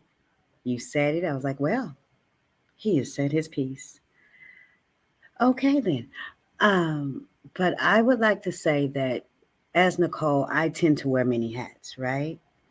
And I had to learn to be really soft, to sit back and not be ready to take on the world. Because what I want the community to understand, whether you're single, married, or dating, when you're in partnership, it's okay to let that guard down. Because when you walk out your door every day, you got to fight the rest of the world. You want where your home is, you want it to be peaceful. Whoever's in that environment with you, you want it to be beautiful. I don't subscribe to everything that John has going on as far as, the getting on one knee. But there's a woman out there for you, John. I know there is. I don't know where she's coming from, but she's out there. She's out there just for you. Just for Amen. You. Thank you. Amen. And I will be there in the audience clapping along if I'm invited. But I really do like the fact that we're able to have this conversation and gain some perspective. And it's always important to work on yourselves, whether you're in a relationship, while you're in a relationship, with the ending of a relationship. Because oftentimes we will lose ourselves while we're in said relationships. And when the relationships are over for one reason or another, we don't know who we are. So just keep on doing that self-work. It'll pay off in the end. Aisha, I gotta pull up the spot. All these guys text me talking about, ooh, she has the soft voice. So they asked me to ask you, with that soft voice, when your man walk in the door, you just as soft, hey baby, Thank you for getting home safely. Are you walking downstairs saying, I got the dinner ready, your bath ready? I'm role playing right now. These brothers is Okay. asking me, Maisha, come on, tell me how I go when I walk in the house. Hey, honey, I just got in the house. I'm here. I made it safe. What's that response like? How was your day? It was a little hectic. Traffic was bad, and the boss was giving me a lot of problems today. And I just want to just relax a little bit, watch the game. What's your response? Okay, well, since I have to work tonight, I made sure your dinner is already heated up for you. Everything, the laundry is done, so just go ahead and relax. And if you're up later, just call me on my break. Okay, while I'm eating my food and I'm sitting there eating, I'm saying, thank you, love. I'm getting a shower. I'm gonna come down there and eat. But I know you're working, but I need you to rub my head, my shoulder, my back. I got a little tweak in my back today. I need you to just stop what you're doing right now. Just please, can you just stop working and come inside my back for me? I have no problem with doing just that. But remember, I have to leave no later than 10:30 because tonight's job is 15 minutes away. So we know where this is going to end up. But yes, I'll make sure. Well, You'll yeah, be all right. if it's gonna end up that way, then we could just cut the back massage and get to the cotton candy. Cotton candy. I'm If you sorry. want, I I would was have. just giving y'all. See, the brothers. No bomb drop, Bishop. I You don't supposed to know. drop the bomb on that one, man. That was perfect. John, Hey, I just helped John. some of the brothers out there. They ready now. Look, my age, they looking for that soft voice. Just rub their ball head. Yes, go ahead, Miss Marie. And she I muted can't hear herself. you. You on mute. So what are the people blowing up your phone asking about me? I can't. You all of that. Why you see? I knew you was from you all in everybody Wait a business. minute. Right Ain't now. you a married What the hell, woman? love? You all in their business right Ain't now. you a married Well, woman? I'm not talking about the What single men. she I'm asking asking what are for? they saying about me? This is the problem a lot of men got. You got a Well, married woman on here asking on a platform, talking about relationship, want to know if other men want to see what no, you not talking about. men. I said what other people are asking about me, brother. I don't need a man to be asking about me, brother. I got my main man, and his name is Joseph Caino. Okay, get it straight. But anyhow, here's the Where you Okay, at? deal. you Where messed you up at? my flow. Why So you I leave was the trying house? to get to Marie, and then I was like, go say, well, maybe Friday we'll go have dinner, and I might want to bring you over to meet my grandmother because you rub my head, you pay attention. I want you to meet my grandmother because I'm really liking you, and you might be the one. Would you like to come meet my grandmother? I can meet your grandmother. It's no problem. All right. And when we get there, just make sure, my grandmother, she's a real traditional woman. So please make Hmm. sure you have a dress that's down to your ankles. Make sure when you cross your legs, when you sit down, make sure when you address me in a way that's in respect. Because my grandmother, she's big on respect. And if she say it's time to eat, please make sure you jump up first to make my plate because she's watching. John What you say Henry, to you that? need to blow up. Hold on, Marie. You Me. messing up my role play. Go No. You asking Maisha, for you. Marie, there, I'm gonna put you in timeout, Marie. All right, Maisha, Maisha, come on. I'm responding to you. How it is to my grandmother. Come on. Whew. Okay. So in this moment, I'm going to allow you some grace. It's going to be a little different for me, meaning serving your plate and getting up. But out of respect for your grandmother, I will abide to that. Later, we can have a conversation about how those roles will naturally come out in different times. Oh, I appreciate you saying that. I just didn't know. My grandmother, she's real traditional. So, that's kind of the expectation when they raise the women in my family. The man always serves the man in the family first. It's nothing about gender roles. It's just, something that they take very seriously. And if I'm telling my grandmother, I think you might be the one, those are some of the things she might be paying attention to. So just, we can have that conversation later. But, I just wanted to let you know because my grandmother, she's very traditional. Well, I Maisha, you not really, I dating Hold really me. on, appreciate. Marie. Golly, you messing up my mood. See, Marie, I'm telling you, you too combative. I don't know. I'm trying to help you. You still can't get it. I don't know. You in the middle of role playing. We are trying to teach the community. We're doing role play for the community. Show these brothers what that healthy interaction looks like when they want to recognize feminine energy. You're Maisha's trying to putting it off. change her. I'm You trying are to help trying the to community. change her. No, you're not trying to help nobody. Marie. Okay, Marie, we're gonna put you on timeout, Marie. Okay, go ahead, my Maisha. I'm sorry, I was rudely interrupted. And see, these are the type of women that I keep running into, and I'm trying to remove myself from these masculine energy women because they don't listen. They're very combative. So I know you keep asking me, John, why are you single? Why you can't be in no relationship? And I'm like, this is what I deal with. There's so many women like Marie. They just speak out of turn. They're very combative. They don't have any obedience. They don't know how to set and rest in their femininity. When I take them out on dates, they want to tell me how to get to the location. Then they don't know what they want to order. And I'm like, hey, I thought you already looked at the menu. This is where you wanted to go. I'm trying to do all of this. And this is what I deal with. So this is why I choose to just stay single, because these type of women is just all around me. I keep running into them. So Maisha, help me.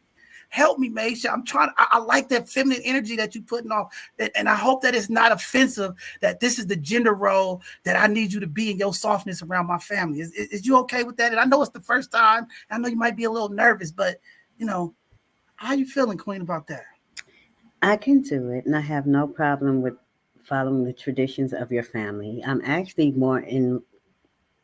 I'm thinking that I would love to sit down with your grandmother and have a conversation about different things and different ways that she has raised the women in your family. So I have no problem with doing that at all. Well, I want to know what you're talking to my grandmother about. What questions you're going to ask, because she might ask some questions that I think you might not be in a position to answer yet. So, what things are you asking? Like how I was raised, my religion background, things that I like. What are you trying to find out from my grandmother? Because I don't want to put you in a situation with my grandmother. She might lash out and say something you're not ready for. I will be asking your grandmother, not focused on your religious preferences because we've already discussed that and had that conversation, right? I would ask your grandmother about certain recipes that she has made. I would ask your grandmother, how does she feel women of today's age, such as myself, how are we going about things differently? For example, does she agree with the fact that since you know I work at night and you've had a problem with me working at night and I've expressed the reasons why I choose to work at night and you said, well, we came to a compromise. I would like to ask your grandmother how she felt or feels about compromising when you're in the dating stage. Well, my grandmother might say you need to do that. And my grandson, he's very assertive male. He likes things a certain way. He might have ADHD, ADD, and OCD. Are you okay with all of that? Because he's very particular. Yes, I would tell your grandmother with my 20 plus years in the medical field, I have seen all of that. And I believe in strongly meeting people where they are, not treating your grandson as if he is not worthy of that time. And I understand, okay, this is when he needs me to be patient and attentive, just a little bit more attention.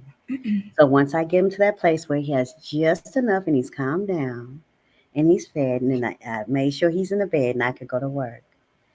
And then Oh, later, your grandson and I will have a conversation.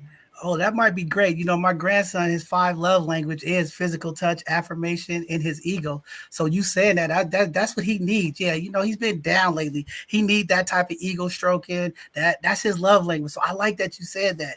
And then you being a nurse, does that mean you're going to take care of him? Sometimes he gets sick during the winter time. He's always working for the community. Are you gonna bring that type of healing to my grandson so that he could be, great? Yes, but I do want to correct you on my title. I work in a hospital, but I work as a cardiac monitor tech. So I will be constantly worried about his heart physically and emotionally, making sure that he is staying warm, which is why I work at night so I can make those meals that stick to him, that are healthy, that he doesn't go on his lunch break to say, oh, Chipotle is there.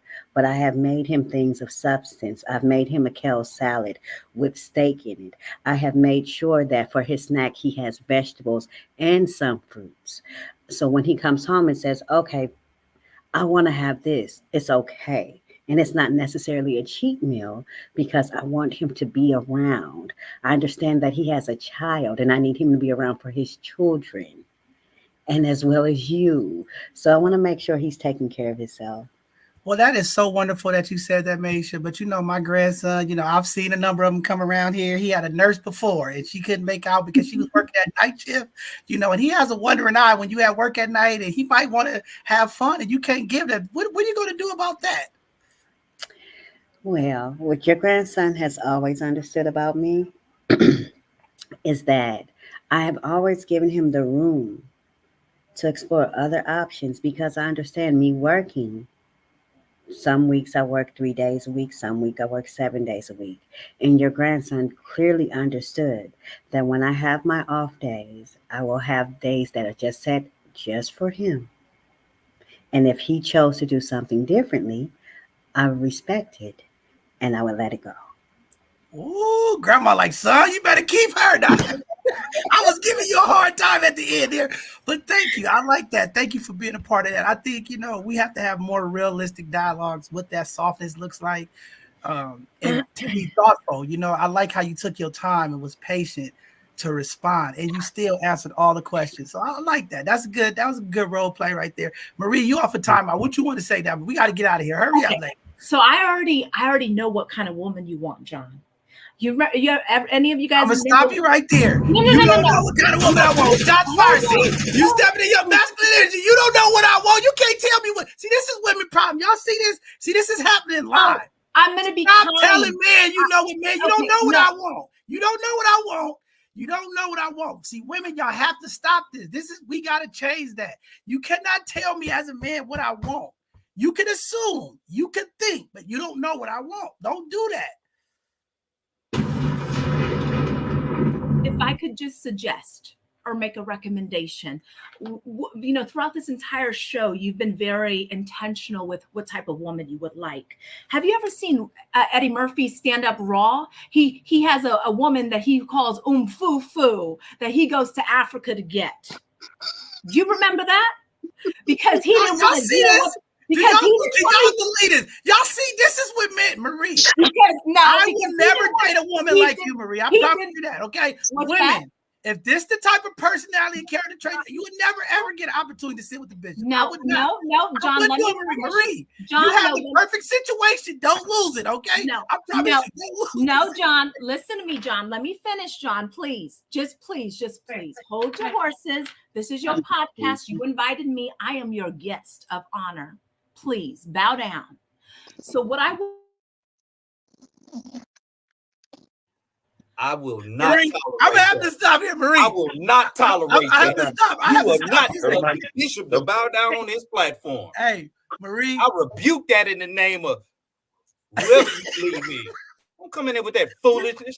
Marie, we gotta blow up the spot on you. Shots fired. I'm trying to be nice. I'm trying to be diplomatic. I'm trying to be the voice of reason. She is so disrespectful, even as a guest. I'm. Would you please stop? Thank Marie. Marie, look, this is what we gonna do, Marie. You gave your inner word. Different. Ooh, Lord, just golly. Man, y'all better lay up on Marie, man. We need to take up a GoFundMe and go get her about that 5,000 she needs and don't see them people she needs to go see. She gonna be all right. All I can say is this, Marie.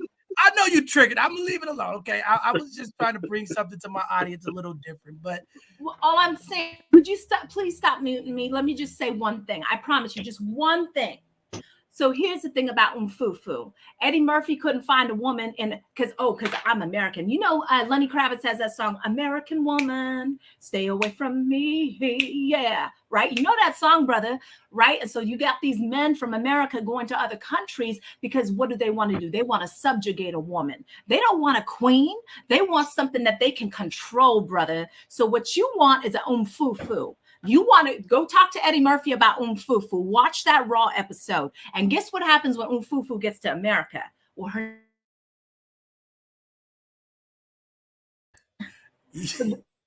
comes over and starts talking to her American neighbor, and teaches her about equality. I think that's you, Marie. You the American neighbor teaching her something. That's the problem.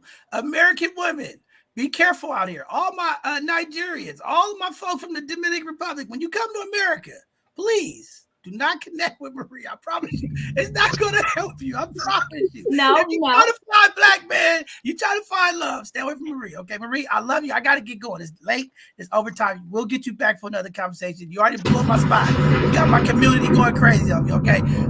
Brother Mark, give your parting words, brother. It's been hard today. I knew we was gonna get to a spot here. It's gonna be uncomfortable. See, but go ahead. Let me apologize, community. I've never been triggered like this. I do have a real issue with disrespect, and again, I know that this is a both sides of the conversation platform, and again, glad Marie was here because I think it's a real teaching moment. Couple things I'll just point out. We do have to all examine our expectations of one another because it's obvious we have a lot of damage in our community that really hasn't been addressed. If you want to go back to Dr. Joyce Guru's book on post-traumatic slave disorder, what we're hearing and seeing is still a lot of manifestation of a lot of things that haven't truly been dealt with because we had a culture superimposed upon us that's not natural or native to us as melanated people. Our original societies that we formed together thousands of years before we were interrupted by the Europeans, we understood the balance of masculine and feminine, of men and women. And the Holy Trinity was the mother, the father, and a child. It was the family unit. And when we can understand and value each other's differences as a way to complement each other and not try to compete against each other, we will find ourselves in a much better place.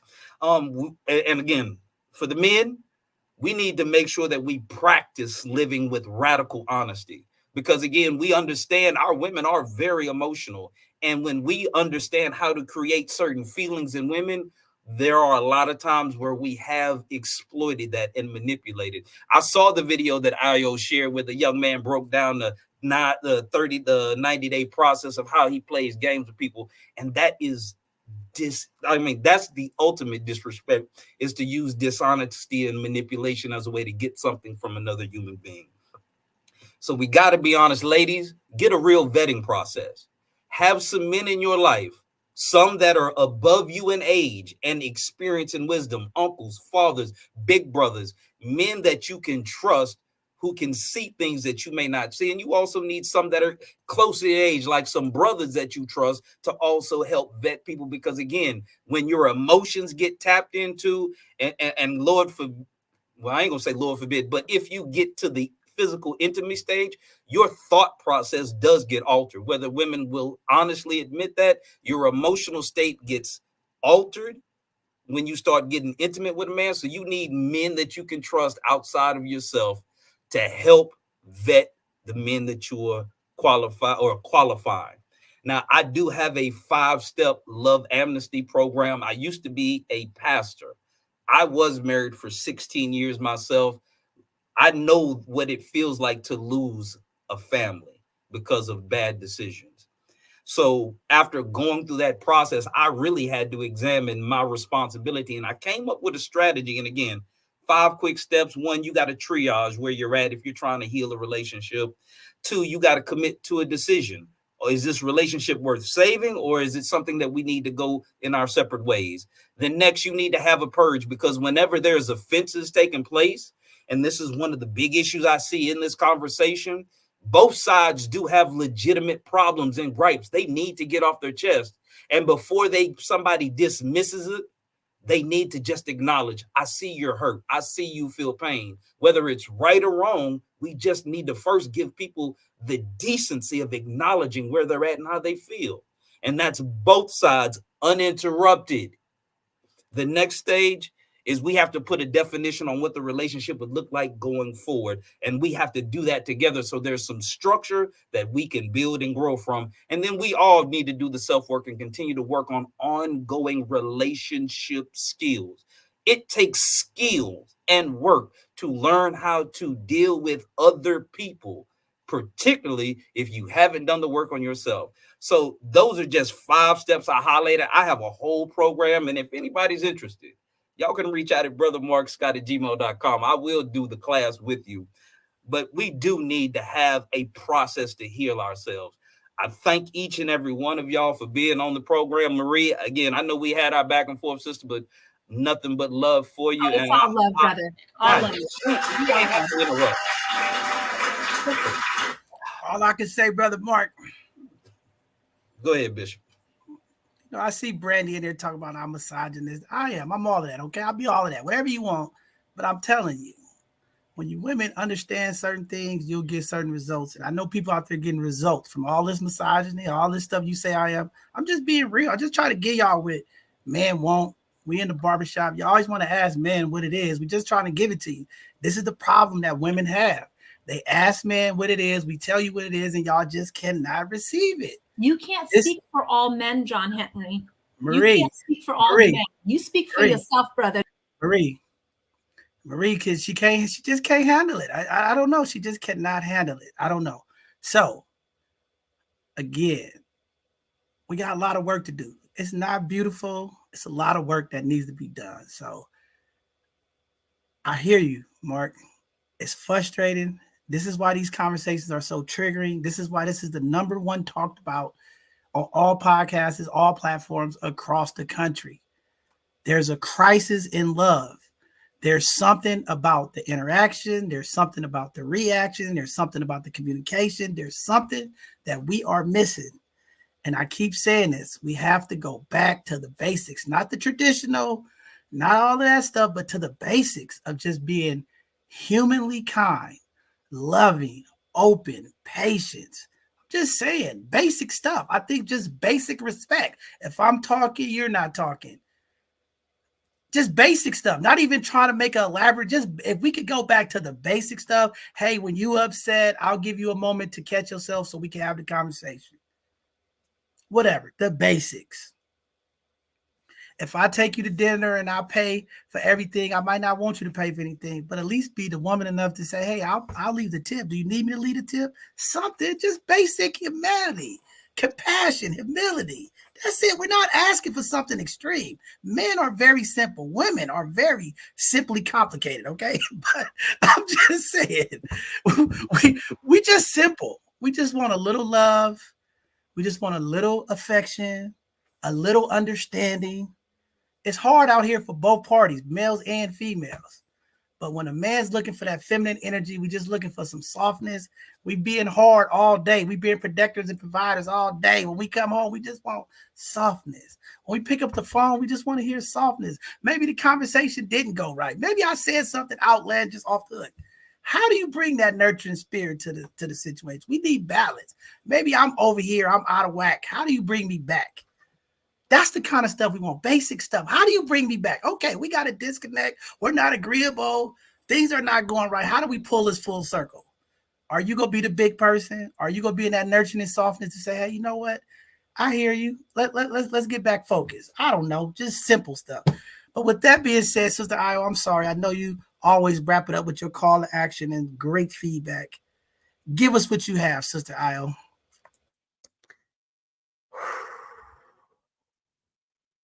This was a interesting conversation, to say the least. Nicole, you know I have the utmost respect for you. I love you so much. Thank you for your insight. Thank you for your model example of what a woman operating in her femininity is. I've gained so much knowledge just knowing you for this short time. You are an amazing, amazing asset to anybody who comes into your life. Rico, thank you so much for giving us solutions and for giving us an example what it means to actually learn and grow with your partner. I heard you say, you know, you have to learn about your wife and how she operates in her femininity and growing with her. And like you said, sometimes it used to get on your nerves, but now that you understand that it's just a part of her nature, I love that and I respect that. If we could actually teach more of our men that, to learn their women and to see if her natural nature is what aligns with you. And if not, to be okay with letting her go. I think that a woman can be all those things: nurturing, caring, soft, compassionate, loyal, encouraging. But if you're doing it with the wrong person, you'll never get the satisfaction. And a man can receive all those things from a woman and knowing something in him still is not fulfilled. It's about being adult and having mental maturity to actually admit it and say, you're a good person, you're just not my person. and walking away with the confidence to say, it wasn't me, it wasn't you. We just didn't have the chemistry. You can connect with somebody. That's a physical connection that releases the oxytocin, that makes a woman want to be nurturing and all of those great bubbly feelings. But also, remember, if you're leading with a lie and you take that trust, you'll never get the same version of her. She can be operating in a delusional state because she's already got her desire filled, but she's going to continue to operate in that delusional state because she's already yearning and lusting and chasing for that desire to be filled again. But once you lose that trust with somebody, you'll never get the same version of them again. So, community, take these gems, take everything that you heard today and learn from them. Do that inner work. And I did want to share 2 books that helped me with my inner work. Actually, Nicole, I had them out for you, girl. This is The Gifts of Imperfection by Brene Brown. And it's about accountability.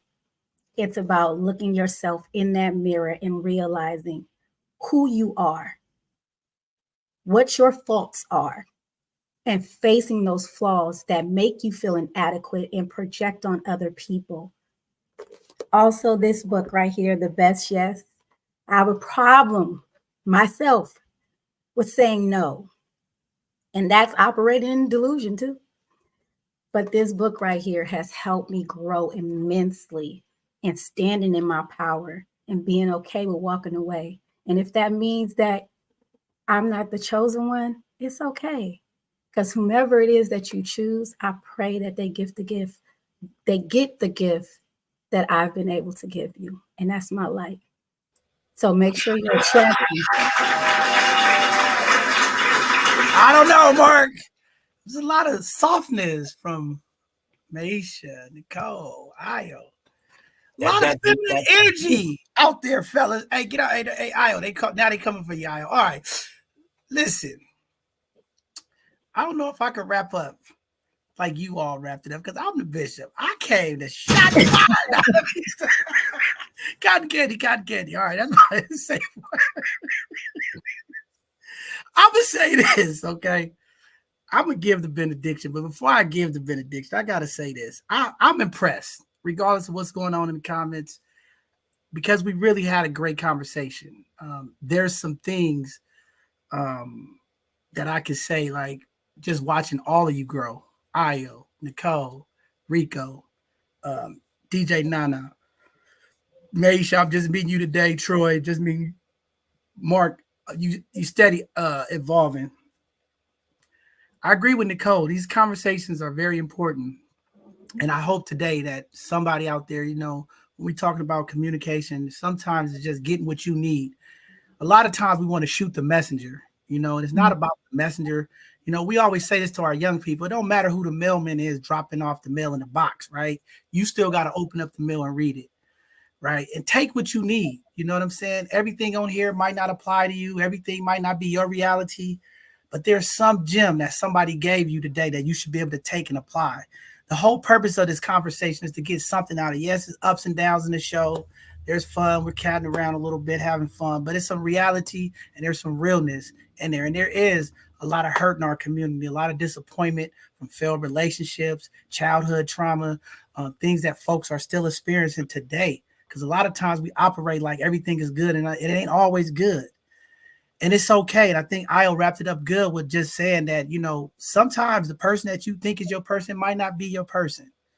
And that's okay, right? And I think the biggest question is to change the narrative in our community when we're not the person, when we do get the no and not the yes. How do we address it? I think Nicole gave a good display today of like when somebody's saying, hey, I'm done. How do we go about it? Yeah, this hurt. Like she said, she'd go to her car and cry, but it's a way that you have those conversations, and hopefully the person you with can give you that follow-up when you are in an emotional place to hear what are the things so that you can grow. I think that's the biggest growth that we can all have when we are disappointed, when things don't go our way, right? It's just like when you go fill out a job application or anything else and you call back like, hey, I know I didn't get the job. Can you give me some pointers of where I went wrong, right? I think if we do that with relationships, we can move forward and building that love in our community. these conversations are, they're very touching. It's very heartfelt. A lot of folks are trying to figure it out, trying to bring community back together in harmony. And to make harmony, it takes a lot of patience, a lot of conversations, a lot of boundary setting. And it's a lot of things that we just learn on the fly too. We always are not going to be right on point. We're always not going to be spot on. And like I'm happy Nicole pointed out, like, she's not leading with her degree, her job. And I think more women need to understand that as men, we don't care about all that stuff. It doesn't matter, right? It's not about your job title, how much money you make, right? It's about the connection. Do we have energy? Can we have balance? Can we have a level of trust, having a sacred space for each other? I think those are the most important things. So, I think, we just have to work on it. We just have to do those things. And sometimes as a man, we understand sometimes those women who can't handle it too. So a lot of it, I understand they always say men lie and this, but I know some brothers who understand the women that they with. Some news is not good news for them and they don't know how to handle it. So we also have to be real about that too, because sometimes when you get that truth, that could lead to an explosion of violence, verbal violence, hatred, bitterness, all kind of stuff, right? So sometimes you might not get what you think you should get because the person know where you at. Not saying that that's right or okay, but I wanted to at least put that on the table because we know there's some issues with rejection in our community when it comes to relationships for man and woman. So just wanted to put that out there. So with that being said, this has been 3 hours. I know this is the longest podcast we've had in a long time, but this has been a great conversation. Just want to say, before the benediction, thank you all as panelists for being vulnerable to come on here. I think the only way that we really change the narrative is folks will have to be vulnerable. We do have to speak out. Everybody's perspective you're not going to agree with. We can agree to disagree, but having a conversation at least opens up the dialogue, and hopefully somebody walks away tonight with some of these pointers, pick up the phone, talk to maybe the person you dating or talk to the person you're in a relationship with, have a real conversation. Because as we can see, the delusion is real. You might think you're a certain way, but the person that you with might feel a different way. So how do we get there? Because we all think we okay. My behavior, what I do is fine. But what if the person you with is not always in agreement with your behavior? And how do we bridge that gap of communication to really find out where we at? So I think it's great to have those relationship check-ins because we might be on one side of the fence and our partners might be on the other side of the fence. So have those conversations and make it happen. So with that being said, quick benediction, community, you've been blessed today. 3 hours, the longest show of both sides of the conversation history. Okay. We talked about relationships. We talked about building the bond in the community. How do we put males and females into the same spaces? How do we make sure that the conversation is safe, the physicalness is safe for our women? How do we uplift the differences that we don't agree with and put them into action? How do we see things from a different lens? Sometimes we're stuck. We're focused on what we think we want, what we need, but it might be something other. Sometimes you'll get the energy to go another way and it can be pulling you out another way. We're talking about softness. This is the season of softness. I don't know. Some folks might say it's hot girl season. No, it's the season of softness. It's the season of understanding. It's the season of healing. It's the season of connecting. Sometimes when you spring forward, your mind has to spring forward. Your heart has to spring forward. You cannot sit in the past, the cold winters, the things that went wrong. You cannot keep festering the depression, the anxiety, the disappointment.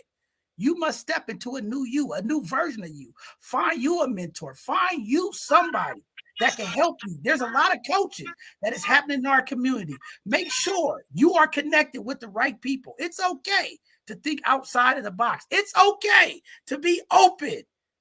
You don't have to be in the box with everybody else. I am a triangle. I'm not a square. I won't fit in everybody else's boxes. But I know one thing. I'm sharp on the top. And I got a solid foundation. In relationship, it's patience, it's understanding, community. All of the ladies out there, you heard from the women today. Until intimacy, it's open dating. Don't come into it confused. Men are not dating to be in a relationship. Men are dating because they want to have sex. We always talk about that. Let's be real. Stop playing the delusion like you don't understand what this dating to get to know you is all about. That's what men want. I know you women don't want to like to hear it like that, but it's just the reality. Very rare when you find a man who just, I'm dating because I'm in love and I want to get married. It's not going to happen. First, we date to have sex. Then we date to find out the character, how this woman is. Is she soft? What does she bring to the table that's going to uplift and bring out the greatness in our relationship? I don't know. You might not agree with me. You might say I'm misogynistic. You might say I have something against women. I love the queens of our community. I've watched a number of them develop and grow to be amazing, phenomenal women and get the chosen person that's chosen for them. Remember, you can't choose. That's something greater than you put together in energy to make the connection. You find that connection. Tonight, pick up the phone. Talk to somebody. Show some love. Maybe there's somebody you got an eye on. Maisha, there's some guys that's looking at you. Maybe they want to hear the softness. Maybe they want the woman that don't have the baby, never been married. There's some fellas out there. Don't tell me in the Bay Area, we just in survival mode. There's some love connections that can happen. The question is, like Ayo said, are you ready? Have you been doing the work? Are you open? Are you willing to unlearn things that you've been taught? Sometimes those very steps will get you to the land of prosperity. Y'all heard Mark. He gave you 5 breakdowns of what's going on. It's up to you, ladies. You could keep doing the things that you've been doing and getting the same results. Or you could be open to try something new and see if you get different results. I'm not saying every woman got to get on her knee, because that's not for everybody. But for me, safe, I'm leaving it alone.